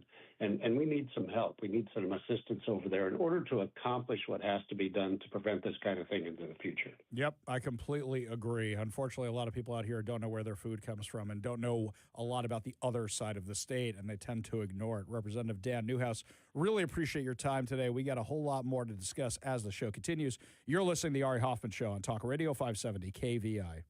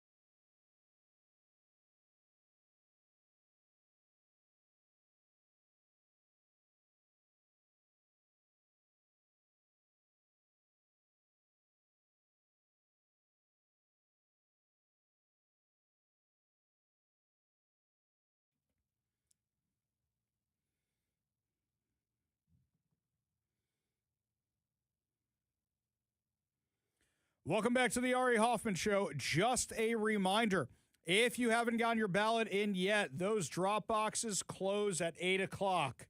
You're not going to get to a post office by 5, my friends, to get it postmarked. So get to a drop box, put them in before 8 o'clock tonight. And remember, in low turnout elections, that is your chance to make the most difference. If you don't know who to vote for, my voter's guide is up at kvi.com. That's kvi.com. And actually, we were looking at the analytics for my voter's guide the other day. I was shocked when I saw the numbers of how many people are looking at the thing. So, candidates, just going to tell you, those of you who survived tonight, you're not going to want to ignore the Ari Hoffman Show because a lot of people are looking to be on that list. I was blown away when I saw how many people are actually clicking on that. Anywho, got this text from Frank before the last segment. Hi, guys. Love your show. I just heard a commercial about a small town people in a big town. I just want you to know I'm from North Spokane.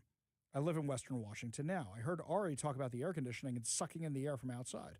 I have 2 people that I know personally who lost their homesteads. That they have been handed that down through a couple generations. And you can't hear the emotion in my voice, but they've lost everything. I would love to hear Ari just give them a shout out to the people who lost everything. I hope you get this text, and I'll try to call just to talk to you, but I don't want to be on air. Thank you. That's from Frank. So, Frank, I'm going to tell you something. That's why we had Representative Baumgartner on the show yesterday. That's why we had Representative Newhouse on the show today.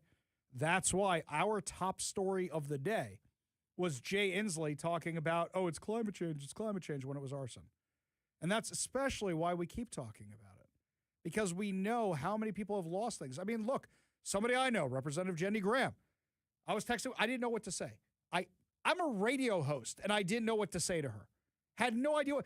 Ari, my house burned down. What do you say to that? What do you say? I just kept saying, I'm so sorry again, and I didn't know what to say. So I will say this now that I've had a little bit of time to think on it here, Frank. I don't want to say our thoughts are with you. I'll do one better for you. There are fundraisers going on right now to help out those people. So anybody who's got the legit fundraisers, here's what we're going to do. We know there's the Red Cross and the big organizations. But anybody who's got a legit fundraiser, and Frank, this goes for you too. If you know about the legit ones that may need a little bit of help, send them over to us. We'll vet them. ARI@KVI.com. That's ARI@KVI.com. Try to help those people out. And I'll tell you what, I talk about this all the time. But if there's an event in Eastern Washington, I'd love to do the show from out there. Not while all the smoke and stuff is going on, because they got enough problems without dealing with a radio show out there, okay, and us coming out there. But after this is over, we'd love to do something out there. If somebody wants to help me organize it, I'd love to do something from Spokane. I'd love to do a show from out there in Eastern Washington. And maybe we'll do some kind of benefit or something if we can find a way to do it for the people in Eastern Washington. I would love to make something. We just ran Wishes in Flight. There's no reason we can't help out the people in Eastern Washington. We just got to find a cause that we align with. We got to find a cause that helps, a cause that's legitimate. So, Frank, yes, absolutely, we're thinking about the people in Eastern Washington. And something that a lot of my friends have said, Representative Baumgartner said this on the show the other day, we need prayers. Jenny Graham said we need prayers. I don't feel like thoughts and prayers is ever enough. I know God can do anything. Believe me, I wear it around all the time on my head and everywhere else. But I want to do something a little bit more. And as I say all the time, look, God told Noah to build the ark, right? He said, I'm going to bring a flood. I'm going to keep you safe, but I still want you to build the ark, which means God needs us to build the ark and help out the people in Eastern Washington a little bit. So we'll do a little research on these charities. We'll see what we can do. You guys be in touch if you have them. ARI@KVI.com. That's ARI@KVI.com. And that way we can help you guys out. We really want to help you guys out because this is just terrible. I know the feds are coming in, but that takes time. And I know the biggest issue is going to be fighting with your insurance companies to get the money for the houses. And then you got to worry, are the roads still there? Are the lights still there? Are the utilities still there? I was hearing a report, I think it was from Como. They're walking past these houses. You still hear the gas lines on. The fire with the gas lines. It's horrible. It's absolutely horrible. The devastation is unlike anything I've ever seen before. So like I said, if you know about a cause that needs a little support, needs a little help, send on over to us, ARI@KVI.com. That's ARI@KVI.com. We'll try to help people out as much as we possibly can. Meanwhile, it looks like Sound Transit's having their own problems, by the way. Did you see about this? That one of their trains derailed. Now, derailments happen. This isn't an Ari going off on Sound Transit. As usual, derailments happen. But the funniest meme I saw, I think, was from Seattle Submissions, where the train's off the tracks in one of the tunnels. It goes, hey, you can't park that there. I thought that was very clever. But now Sound Transit is finally finally considering fare gates at its busiest light rail stations. I said, why don't you have these on the ones that at least have the tunnels? Then people can't get downstairs without paying the fare. I understand you stupidly built this thing at ground level in South Seattle and other places so people could just walk on, even though you can put those glass sliding things I've seen in other cities. Guess what? Then people have to pay for the thing. During the World Cup, they were bragging that 60% of people paid for the light rail. Wow. Everybody else must have been locals, not tourists. That's how you know they weren't paying for the light rail. Final hour free-for-all coming up, plus the latest on the fires, including the arson investigation. You're listening to the Ari Hoffman Show on Talk Radio 570 KVI.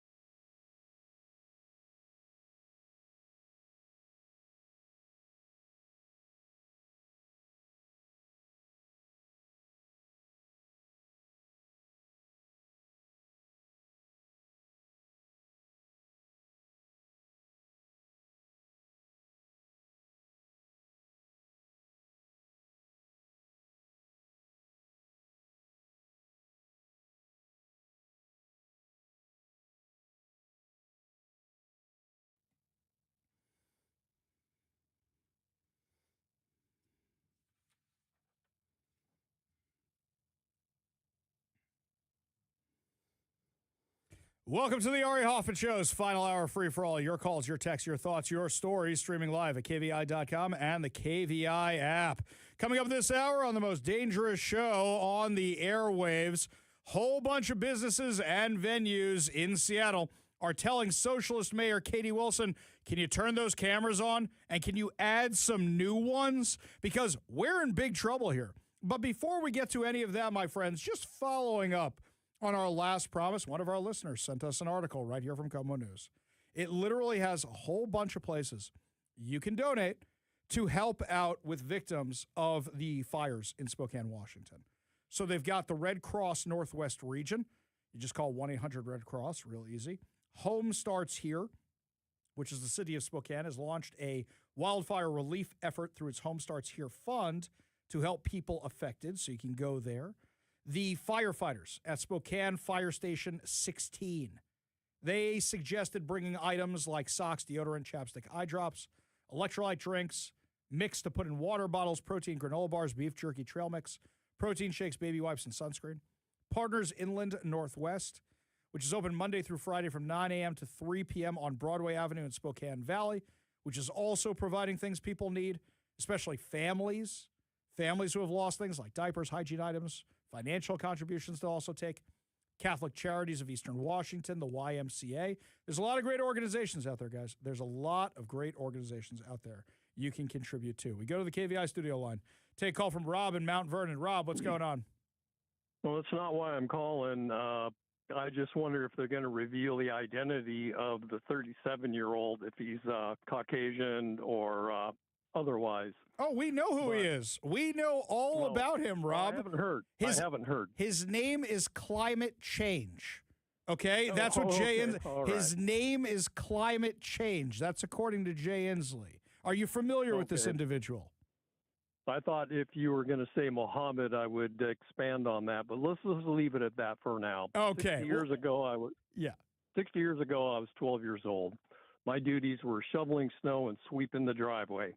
I can remember shoveling snow in June and 70-degree weather in January. We've been having climate change since God created the planet. I was talking to a friend of mine in Tonasket where they have this Hekin fire over 104,000 acres, and other friends of mine in Spokane and Deer Park area. And we never had forest fires as kids when we were growing up. I grew up in Shoreline. Right. Of course, we didn't have forest fires there, but this is something we've been talking about for a while. It's like, look, I've lived here for 23 years now. So I've lived here for 23 years. I don't remember having wildfire seasons until about what? Jay Inslee was halfway through his time in office, and then they started getting really bad. So 2 generations, 3 generations of bad policy created this mess. I'm not saying forest fires don't happen. We know they happen from lightning strikes and other things. But the fact that we keep having these massive out-of-control ones because we have giant tinder boxes out there is the problem. Rob, appreciate the call. Appreciate you being part of the show. You want to be part of the show, give us a call or text at 206-421-5757. That's 206-421-5757. Now, meanwhile, Rob was asking for the identity of the person who's in custody, and actually his name is not Climate Change. We actually have his name. We have his information. We know everything about this guy almost. But let's remember what Jay Inslee said without any proof, without anything to go on. We all hear there's these massive fires. And what does Jay Inslee say? It's a beautiful morning here in Lopez Island, but I'm so concerned. Talked to my friend, a legislator in Spokane, whose home he had to evacuate because of these massive fires in Spokane County. The whole state's under threat now. Climate change. You know, climate change isn't some existential global thing. It's our neighbors. It's our friends. We had to fight for them. Okay, Jay. Unless this guy who I'm looking at his picture's name is Climate Change, it wasn't climate change. Just last night, the Spokane County Sheriff's Office announced the arrest of Aaron Farinacci, 37, of Spokane, on suspicion of first-degree arson in connection with the Old Trails fire, one of the 3 major fires that have devastated Spokane County. According to investigators, the case began shortly after 10 a.m. Saturday when a resident reported seeing a man bending down along the shoulder near the intersection of Euclid Road and Old Trails Road close to where the Old Trails fire is believed to have started. According to investigators, the witness later spotted the same individual again while driving home and contacted the Airway Heights Police Department. An officer located the man roughly 1.5 miles from the fire's main point of origin, questioned him, collected his identifying information, and released him. Over the following 2 days, detectives with the Spokane County Sheriff's Office said they gathered evidence, built the case, and located Farinacci before arresting him Monday afternoon.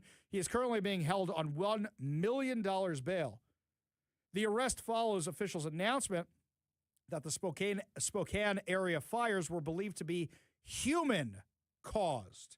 I thought it was strange that you had Bob Ferguson, Maria Cantwell, and crew all giving press conferences, and none of them were mentioning climate change, because they knew they looked like idiots like Jay Inslee. Jay Inslee hasn't posted since we all found out about this.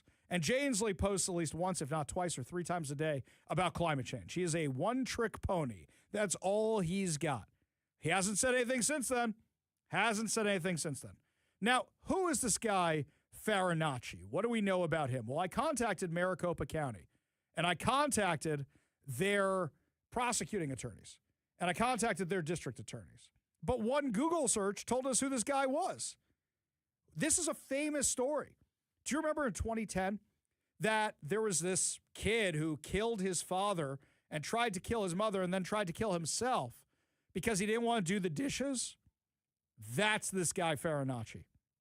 He was accused of shooting his father, Jeffrey Farinacci, during a 2010 argument over household chores, retrieved a handgun from his parents' bedroom, pointed the gun at his mother after killing his father, fled the scene, and then was found with a self-inflicted gunshot wound. Maricopa County prosecutors initially charged him with first-degree murder and aggravated assault. Court records show the case was later resolved through a plea agreement. In 2012, Farinacci pleaded guilty to the reduced charge of manslaughter and separately pleaded guilty to aggravated assault. The docket also reflects the case included court-ordered competency proceedings, and portions of those records were sealed. He was sentenced to prison, followed by probation, and was discharged from probation in January of 2024. And then he came to Spokane. Now, we found out today from the court documents, while he was being charged, that he has actually been questioned by authority 2 times last year. 2 times last year, he was questioned by the authorities about, wait for it, setting fires. Now, a lot of his court records, even though we know what he did from media reporting at the time, a lot of his court records are sealed. Some of you want to know the judge's name. I wish I could tell you the judge's name. They're sealed. Court records, according to Maricopa County's prosecutors, they told me earlier today when I called them, when I emailed them, they told me earlier today that court records are sealed either when a defense attorney asks for it or when there's a mental health issue. So this guy's court records were sealed. We don't know why he was released. We don't know why he was let out. We don't know why his probation ended. But we do know somehow he ended up in Washington State and is now the prime suspect in the wildfires that have burned down over 700 structures and caused 65,000 people to evacuate. 65,000 people. But Jay Inslee, tell me again how it's climate change. Now, mind you, we know that Bob Ferguson had a press conference and Representative Michael Baumgartner, Republican, was up there. Maria Cantwell was up there. We spoke to Congressman Dan Newhouse just a little while ago. And there's this big kumbaya happening where everybody's working together at every level. You want to know how we got federal funding so quick? Congressman Michael Baumgartner. That's who it was. He said he's friends with Markwayne Mullin, said he spoke to them, said he talked to the president, said he was working on getting all this taken care of. He's been doing videos. He's down on the fire line. He's down there going through the devastation. He most likely moved the ball to get this done. He's not going to take a victory lap on them. That's not who he is. I'm saying that's what it is. I'm saying this is the guy who is helping out make sure all this got done. So when you see this great response and you see the federal government has approved Washington's request for an emergency declaration, unlocking federal assistance to help state, local, and tribal governments respond to the wildfires, that's a lot because of Representative Michael Baumgartner. But it's also the entire congressional delegation got together And they said, okay, we're all going to ask the president for this together. Democrats, Republicans, everybody, to show how dire the situation is. The declaration covers Chelan, Ferry, Okanagan, Spokane, Stevens, and Yakima counties, along with the Confederated Tribes, bands of the Yakima Nation, Confederate Tribes of Colville Reservation, and the Spokane Tribe of Indians. According to the governor's office, the declaration allows the Federal Emergency Management Agency, FEMA, to provide support for emergency response efforts, including evacuations, emergency shelters, food and water, search and rescue, and other response costs. It was approved in full except for debris removal assistance, and that may come later. So they got everything they asked for. Now, it's nice that we're all having this big kumbaya moment, but are we going to have it afterwards? Because don't forget, people need to get their houses rebuilt. And we have an insurance commissioner who has destroyed our insurance industry around here. We have some of the highest rates for the worst products here in Washington because of what the insurance commissioner has done. Are we going to talk about forest management? Let us not forget that the Department of Natural Resources, ours here in Washington, was begging for things to be done, even under a fool like Dave Upthegrove. They were begging for things to be changed. Let's not forget, Democrats cut funding for wildfire prevention by tens of millions of dollars in the last legislative session. They did that. So are we going to move forward having this nice kumbaya moment and say, okay, there's changes that need to be made, there's things that need to be fixed? Or is everybody just going to go back into their quarters after this? And if they go back into their quarters after this, things are not going to get better. We're just going to have these issues again. So this is the kind of stuff we got to watch, and you got to hold your elected representatives accountable. So when, for example, Maria Cantwell and Bob Ferguson, everybody are talking about working together, you say, well, then how come we haven't fixed this with the wildfires? Just watch. He's going to use it as a talking point in the upcoming legislative session. But he will never say, okay, we're going to undo what we have learned. We're going to unlearn what we have learned. No. Unfortunately, they're probably just going to keep doubling down. I hope they don't.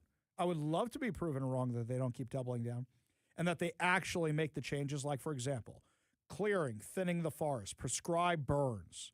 Let's not forget, a lot of the reason we have so much dry tinder everywhere and invasive species is because we're not letting loggers do what loggers do. Oh, and by the way, where'd the tax money for the loggers go to? That's right, it went to schools. Unfortunately, we don't have that anymore. Elections have consequences. You got an election tonight. You know, the people out there in Spokane and the other counties, they can't even vote. You think they have time to go get ballots right now with everything going on?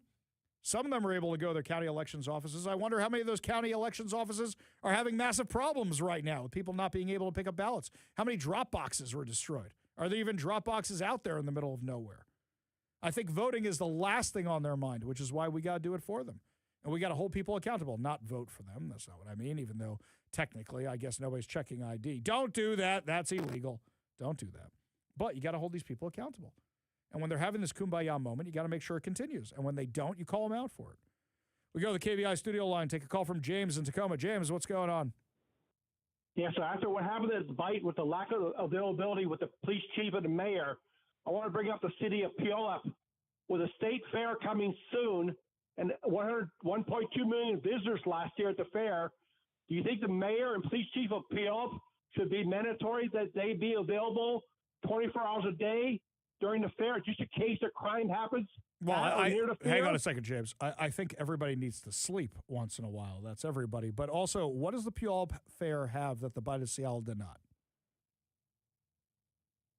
They don't have metal detectors. Yes, they do. Yes, they do. Hang on, James. I walked in last year and I got beeped and had to be scanned. These are different kinds. They're the new metal detectors you walk over. They have the exact same ones at CenturyLink or whatever it's called these days. They have the exact same ones at T-Mobile. They have them at the Washington State Fair. They have them at the fair. That's number one. Number two, there are police officers everywhere at that fair. There are people at the gates at the fair.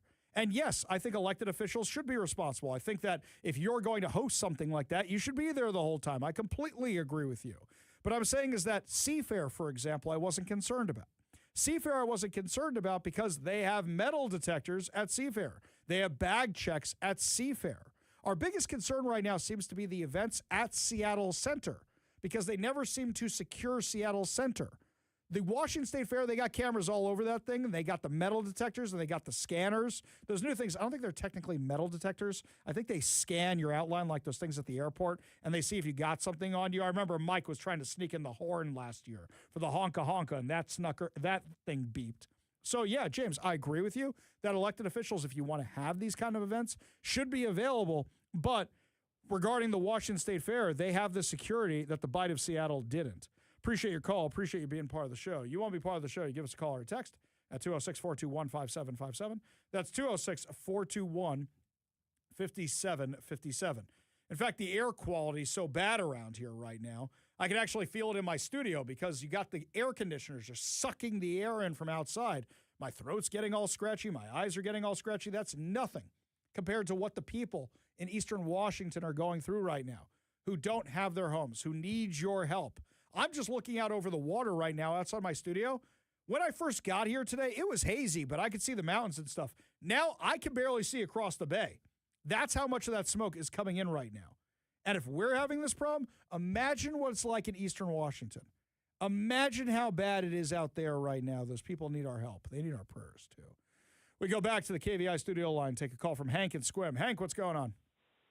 Hey, not much. Hey, I moved from Okanagan County. That's the area I'm from. And for decades, we heard, oh, we're going to change this and we're going to change that. And they're all holding hands right now and sounding all important and all that. I guarantee you, Ari, and I know it's not what people want to hear, but I guarantee you it's not going to happen. They're not going to keep their word. Like after the 14 and 15 fire, oh, we're going to clean the forest up. We're going to do this and that. You go over there, you don't see one logging operation going on. You don't see any thinning operations going on. And I think my own opinion is there's just no – they say they want to do it, but then they find out it's only going to cost money because there's no money to be made in their opinion. So they just put it on the back burner. Well, to clean up a dirty forest, how are we going to profit from that? All we're going to do is spend money on people out there cleaning the forest. Right, but what they don't realize is the loggers, for example, their taxes went to the schools. And they realized they actually made money off the logging operations, and then they didn't have to spend money doing that because the loggers did it, but logging bad. Here's something else. How many times have we heard about infrastructure? And yet, when we talk about dams and reservoirs, no, tear down the dams because of the fishies, right? So they promise this stuff. It makes no sense. And you can generate electricity off the dams, and then you can charge people for electricity. Well, how much does a fire cost us? They say it doesn't. We don't make no money. If they pay 10% of what they're spending on these fires to pay loggers, it would pay for itself. It'd be like how many millions and millions and millions and millions of dollars do we spend on these forest fires? And they complain about spending a drop in the bucket on having some people go out there and make a living cleaning up our forest to hopefully save millions and millions and millions of dollars in forest fires and protecting people and their homes. I don't understand. Our politicians, Ari, I just want to rip my hair out, man, because they are so full of crap. Well, think about this. The Climate Commitment Act. You know what was in the Climate Commitment Act? Mitigating forest fires, billions of dollars. They could be spending on all of this stuff, and they're not doing it. Hank, totally hear where you're coming from, man. Appreciate the call. Appreciate you being part of the show.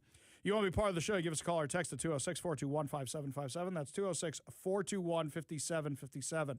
Up next, during the Ari Hoffman Show's final hour free-for-all, more of your calls, more of your texts, plus now businesses and venues are demanding Katie Wilson turn the cameras back on for security. Tell you all about it when we come back. You're listening to the Ari Hoffman Show on Talk Radio 570 KVI.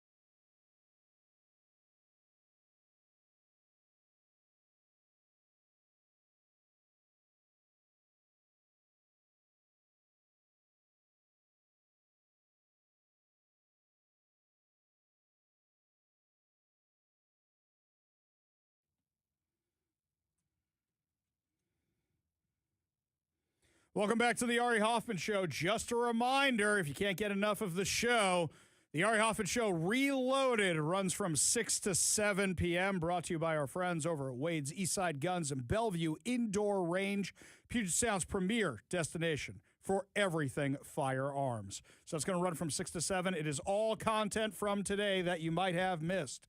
So make sure you're all listening from 6 to 7 if you missed any part of the show today. I got an interesting text here. Man, I must have too much smoke in my studio or something. Hello, my name is Clyde. I was thinking on a day like today is really easy to call BS on the efforts to ban natural gas and internal combustion engines. Not a chance.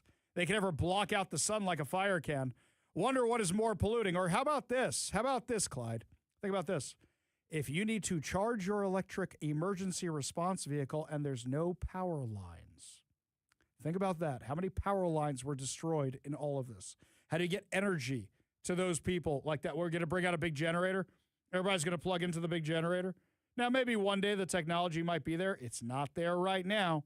You wouldn't be able to respond to this emergency with the tech we have right now. I know we have electric fire trucks. We did this story a while ago. I think they cost 3-4 times what the regular ones do, and nobody knows how to service them, like the electric buses. We go to the KVI studio line, take a call from Terry in Bremerton. Terry, what's going on? Hey, Ari. Hey, I just went to your to the website, and I thought we were supposed to have 5 Supreme Court justices. Here in Kitsap County, we only had 4. So hang on a second. I'm going to pull this up so I can look at this with you right now because I am getting this question a lot. So hang on one second. So I know that with regard to the Supreme Court justices I put up there, I know that there's 4 that are being backed, which are being backed as common sense ones. I don't think they found a 5th one for that spot. Hang on. I'm doing this off the top of my head, and that's not a good way to go. Scroll. Let me get to this just so we can. Aha! There are 5. Okay. Position 1, Position 3, Position 4, Position 5, Position 7. That's what you should have on your ballot. Now, who I wrote down for position, you do have that or you don't have that?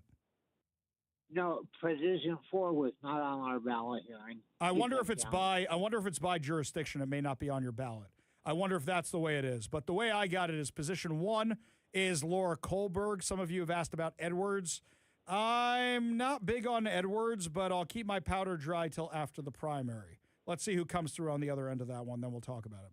Position 3, David Stevens. Position 4, Sean O'Donnell. Position 5, Dave Larson. Position 7, Todd Bloom. That's who I'm going with, Terry. So I think it might be a jurisdictional thing. I'll double-check that, okay? Drop me an email. I'll see what I can find out for you. ARI@kvi.com. I don't think it's a voter fraud thing. I think it's a jurisdictional thing, okay? Okay, thank you. All right, appreciate the call, Terry. Appreciate you being part of the show. You want to be part of the show, you give us a call or text at 206-421-5757. That's 206-421-5757. We go back to the KVI studio line, take a call from Carol in Kirkland. Carol, what's going on? Hi, I'm interested in going to the meat of the matter here. You said something I don't think a lot of us remembered, that there was a bill last session that was passed to cut funds for wildlife fires. Do you remember the bill number? I don't remember the bill number. If I recall correctly, it was part of all the cuts the Democrats made to the budget. So remember how they increased the budget, but at the same time they cut essential services? I think this may have been one of them. Now, I have to go back and double check. Oh, here we go. Wait a second. Hang on one second, Carol. So for Terry, who just called, Position 4 is only 2 candidates, so there's no primary. That's why it's not on there this time. Right, I did know that. Sorry, getting old and senile in my old age. So once again, Position 4, Terry and others who have been asking, it's only 2 candidates, so there's no primary. You're going to see them in the general election. Sorry, Carol. So I think it was part of the budget. I have to go back and double check. They definitely cut it 2 sessions ago. I know they claim they put some of it back this session, but some of that takes time to ramp up again. But if I recall correctly, 2 sessions ago, they cut $50 million in firefighting, mitigation services, all that kind of stuff. I think it was part of the general budget. I'm sure with a little help from your friend Google, you can find it right there. I don't have that information right at my fingertips right now. Okay, then really quickly, same exact thing. You said that the Climate Commitment Act had assigned funds for forest management? Not funds. It said it's going to do things like mitigate fires, mitigate floods. It said things like that, if I recall correctly.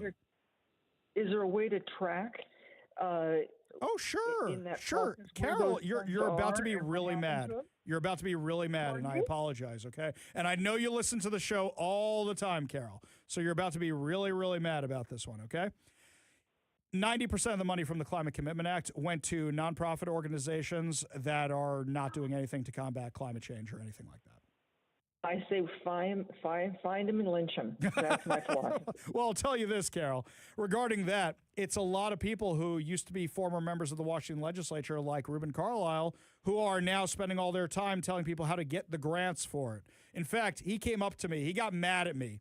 And he wanted to come up to me at a fundraiser I was at a couple months back to confront me on all of this.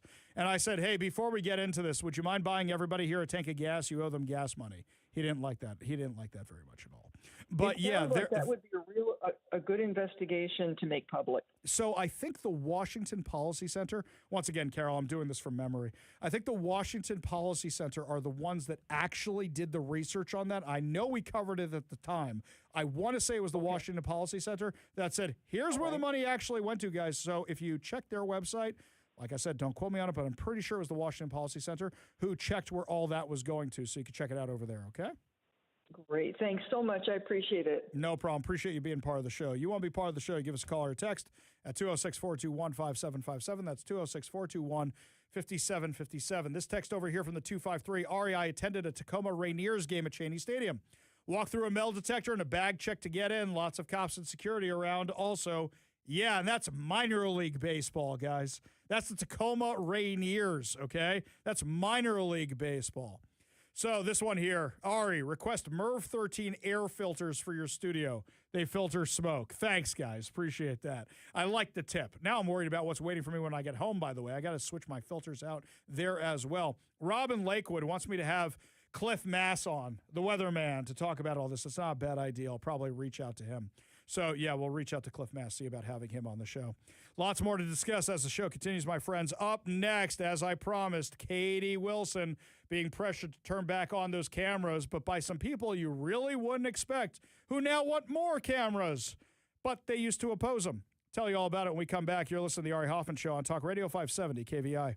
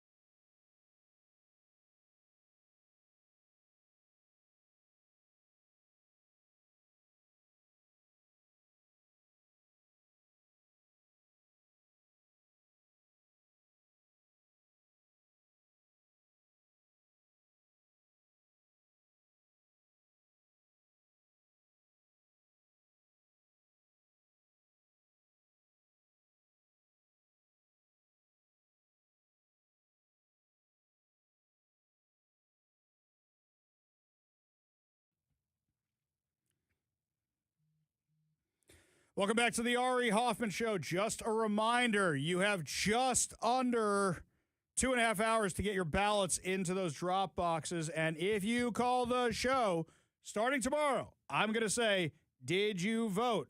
And if the answer is no, I will hang up on you and hit the little Star Wars thing we only use on people who are obnoxious to me. So remember, if you did not vote, you are going to get my wrath tomorrow on the phone line. You will. I will tell you this, guys. It's crazy how many of you are not voting today, and I want to make sure you do, because in off-year elections, that's when we have our chance. Well, this is kind of entertaining. This is how you know Katie Wilson is weak. Everybody's trying to bully her into what they want. And this time we actually agree with them because it's public safety. We love public safety around here. Yesterday, Seattle's largest sports venues, tourism organizations, and event organizers are urging Socialist Mayor Katie Wilson to reactivate the stadium district's police surveillance cameras as City Hall remains in turmoil following the botched response to the deadly Bite of Seattle mass shooting and the forced resignation of Police Chief Sean Barnes. In fact, they don't just want them turned on, they want more of them. In an August 3rd letter to Wilson, a coalition including Seafair, Climate Pledge Arena, the Seattle Convention Center, the Space Needle, Visit Seattle, the Seattle Sports Commission, Chihuly Garden and Glass, Washington State Ballparks. Okay, all these guys are asking for it. Now, what I find entertaining here, Seafair, they take security seriously. Climate Pledge Arena, they take security seriously. They have a stupid name, but they take security seriously. Seattle Convention Center, they are literally losing business. Last year, they lost the Microsoft Build Conference because things are so bad in Seattle. Chihuly Garden and Glass, remember last year they had that guy break in and smash a whole bunch of the art that's in there? Ballparks, they take their security seriously. But then there's this one here, and this one cracks me up. The Capitol Hill Block Party. Capitol Hill, for those of you who don't live in the Seattle area, those are the lefty people. So they want to make sure there's cameras for the Capitol Hill Block Party. Weren't you guys the ones who supported the autonomous zone? The deadly autonomous zone? Wasn't that you guys? Hey, it's okay. It's okay. We'll do the John McClane here. Welcome to the party, pal. It's fine. It's fine. Now you want to be on the side of safety and public security? We can do that. Here's another one who's on here. The Seattle Storm. Possibly the wokest team in town. They want more security.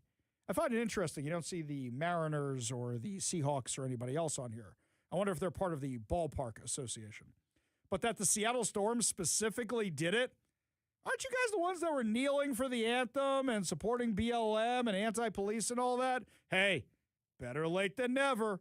We'll take it. The organization's warned that Seattle remains vulnerable to violence at major public gatherings, said police need every available tool to protect residents and visitors. The request comes following the backlash to Wilson's handling of public safety following the July 26th mass shooting at Bite of Seattle. So you had the police chief who was out of town at the time. City officials were criticized over the nearly 5-hour delay before holding a public briefing. Okay, guys, I got to float this theory again. Why do you think it was delayed for 5 hours? We know they were telling people like me at the presser, or excuse me, before the presser, before they even had the presser, that they were waiting on dignitaries. That's what SPD was saying. Sounds like something the mayor's office told them to say. So you're waiting on dignitaries. Was that Bob Ferguson telling Katie Wilson, hold up, wait till I get there. Wait till I get there. Or was that Katie Wilson saying, I better hold up, the governor's coming? Or was that Katie Wilson being completely inept? Look, it could be any of them. Bob Ferguson's got one thing going for him. His response to the fires so far has been pretty good. Now he's had help. But at least he can run a press conference and go, okay, now we're going to bring up the fire chief. Okay, now we're going to bring up Department of Natural Resources. Now we're going to bring up Representative Baumgartner, who spoke to Trump. He's good at that. So do you think that the botched press conference was Katie Wilson? Or do you think he's throwing Katie Wilson under the bus the way she threw Sean Barnes under the bus? Many things can be true at once. In their letter, the organizations pointed directly to the Seattle Center shooting and another shooting on Capitol Hill the previous day that injured 3 bystanders. They said these recent tragic events should serve as a warning that gun violence and gun availability pose a clear and present threat in our city. Make it about the gun violence. It's not about the guns. It's about who's carrying the guns. You guys going to advocate for people to actually be behind bars and not have this revolving door justice system anymore? The coalition said Seattle must also give police the tools needed to respond to active threats and identify suspects. Quote, The World Cup taught us that Seattle is capable of hosting world-class events successfully. However, last week's violent crime should serve as a stark reminder that any large-scale event is vulnerable to public safety threats that may endanger human lives. Seattle police officers need every tool at their disposal to keep these events and their attendees safe. Wilson ordered the stadium district cameras deactivated immediately following the World Cup, fulfilling a promise to activists that they would operate only during the tournament itself. She said they would remain offline until an independent audit of the Seattle Police Department surveillance policies in the Real-Time Crime Center is completed this fall. She also said no additional police CCTV cameras would be activated while the review is underway. So now you've got some of the biggest organizations in town saying, we want those cameras turned back on. We want them on right now. Quote, as such, we respectfully urge you to reactivate the 22 CCTV cameras in the Stadium District and Pioneer Square that were connected to the Seattle Police Department's Real-Time Crime Center while the city audit is underway. They're not calling for an end to the audit. The letter also calls for Seattle to install additional cameras near Seattle Center and other locations that regularly host major events, like Seattle Center, which didn't have any before Bite of Seattle. And they have events there all the time. Seattle police have repeatedly described the Real-Time Crime Center as a force multiplier that allows officers to identify suspects, reconstruct crime scenes, track fleeing vehicles, provide real-time information during emergencies. The system recently played a significant role in identifying suspects accused of brutally assaulting 77-year-old Richard Vera in downtown Seattle. So, this is stuff we can use. According to King County charging documents, cameras captured the April attack near 3rd Avenue and Pike Street. Officers reviewed the footage from patrol vehicles, confirmed that Ahmed Abdullahi Osman was involved before arresting him at the scene. Detectives later used the footage to identify Jason Terrell Leon by comparing his clothing, shoes, facial features, and distinctive link with the surveillance video. He was arrested after police distributed still images captured by the system. Downtown Seattle Association President CEO John Scholes previously said deactivating the cameras amounted to blindfolding law enforcement. So the venue operators who are responsible for hosting millions of visitors are warning that Seattle's public safety challenges did not disappear when the World Cup ended. Quote, Seattle has an extraordinary run of major events ahead this summer and beyond. As a community, we need to do all we can to prevent gun violence while also ensuring we have the means to apprehend violent criminals. And I'm sure they wrote the gun violence thing knowing that Katie Wilson, her radar would go up about it, but it's also for regular crimes too. For example, did you guys see this post from the Pie Bar? Kevin, I don't know the Pie Bar, but apparently people love the Pie Bar, big restaurant around here. To everyone who reached out regarding my post a few days ago, thank you. Today I want to have a very honest conversation about what it actually takes to survive as a small business owner in Seattle right now. Their business was closing, by the way. Now, over the past 13 years at Pie Bar, we haven't just been struggling with economic challenges, we've been surviving on our own. 8 years ago, we were assaulted outside our Ballard shop. Police arrived, told me their hands were tied. Officers want to help, but city policies handcuff them. 6 break-ins and thefts, had windows smashed, generators stolen, personal belongings taken. When I tracked my stolen computer, police were so spread, it took 4 days for a callback. They had to close the Ballard location because of constant crime, customers and employees not feeling safe. We were forced to close our Ballard shop after 12 years. The final straw happened recently. We were loading the Pie Bar food truck for the biggest event of my career, the World Cup. A man physically assaulted me and my employee for just turning on our generator. My employee had to pretend a pen from his pocket was a knife just to get him to back off. The attacker ripped out our generator cord, destroyed our electrical panel. I called the assault line 2 times to press charges. No one has been able to call me back because the department is stretched way past its breaking point. This is what a business owner has to deal with in Seattle. And Katie Wilson refused to even activate the cameras that record after the effect, after the incident, after what happened, to try and catch the felons. You're being told by woke organizations like the Capitol Hill Block Party and the Seattle Storm that something needs to be done, and you still refuse to do it? We're going to follow her career with great interest. Only good news to wrap up the show. Your good news headlines put a smile on your face heading into your smoky evening commute. You're listening to The Ari Hoffman Show on Talk Radio 570 KVI.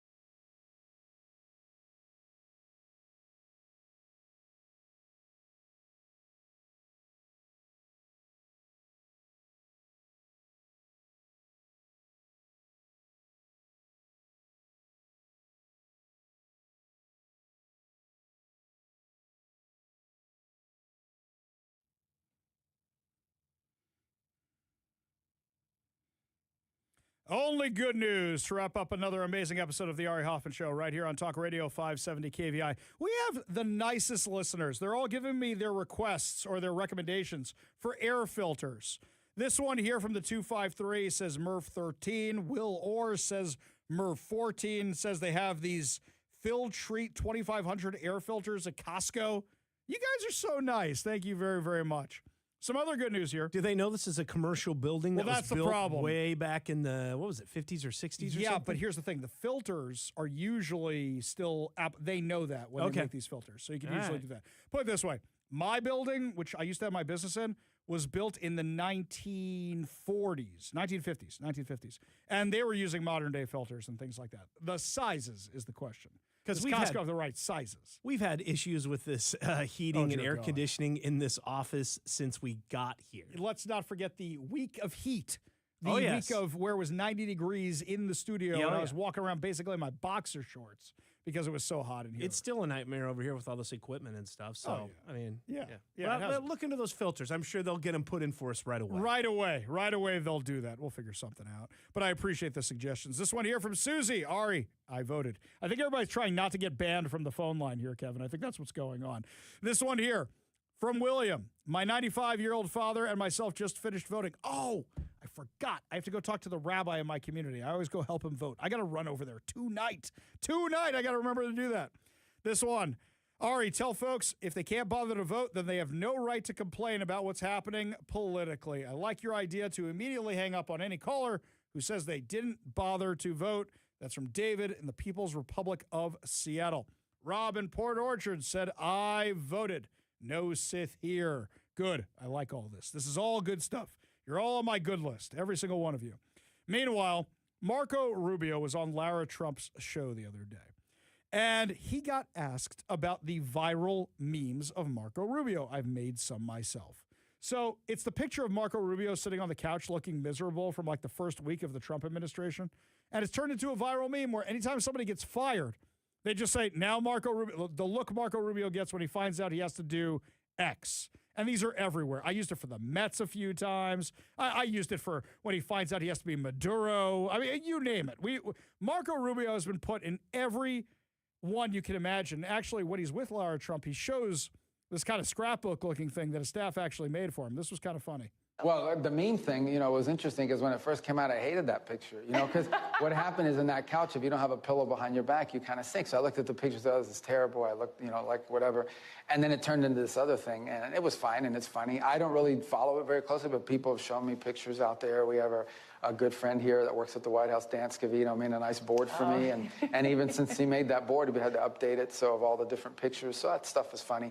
You asked me if you've changed. I think everybody, you go through life, right? And as you go through life, you learn new things. You see things you hadn't seen before. You hear things you haven't heard before. Certainly, I'm a different person at 55 than I was at 25 or even 35 because I have 20 and 30 years of experience in between in life and in work that inform that.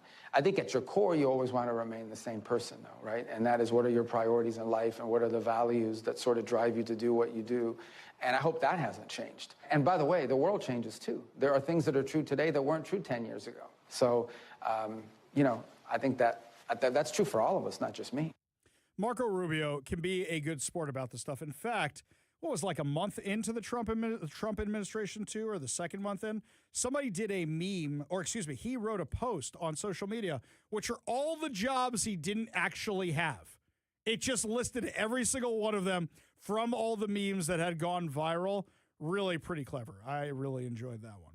Meanwhile, this one here, Kevin's going to bust my chops over this one. It's not really good news, but it's kind of funny, and I didn't know where else to put this on the show. So apparently Ozempic is doing more than keeping the weight off. It's ruining marriages. Because people are trading up when their significant other loses. That's it, Kevin. It's not worth losing the weight. I want to stay married, right? That's what do you mean? No, the person that loses the weight trades up. That's what correct? I'm saying. Okay, so that's why I'm not doing this. But what if you're both doing it? Well, then I guess you're fine. I guess your relationship's fine then. Yeah. Yeah. I guess that's the secret. You got to both be doing it. Do things together. Yes, I understand. Okay. Well, okay, so wait a second. Now I got to lose weight because otherwise, is my wife going to get rid of me or something? Yeah, look, that's what it sounds like. If she gets on the Ozempic and you don't. She doesn't do the Ozempic. But Well, my wife's in good shape. Yeah, but just no, I got you. I'm with you. Yeah. Fan fiction here. No, Let's no, just I'm say with you. she was on it. And you continue doing what you're doing. And getting bigger and the hair's kind of receding and all that. And I continue doing what I'm doing. Yeah. And, then I could kind of understand if she wanted to trade up. I see what's happening. I understand. Look. It's a good thing we got great personalities. Exactly right. Who wouldn't want a guy who yells half the day as a significant other? Think about Chris Pratt, discount Kevin Dodgel, right? So he used to be chunky over on that what was the show? Parks and Rec, right? Yeah. Then he's married to, what was her name? Anna Faris, Yeah, right? yes, the funny gal. yes. Then all of a sudden, what happens? Dude loses a bunch of weight, becomes a leading man. He's in those action movies. Now all of a sudden, he's gone. See, well, that's Hollywood. I don't think we should really judge it based on that. That's going to do it for us today, my friends. We'll be back tomorrow with more insane stories, more exciting guests, and, of course, more giveaways. Ari Hoffman Show Reloaded is up next. You've been listening to The Ari Hoffman Show on Talk Radio 570 KVI.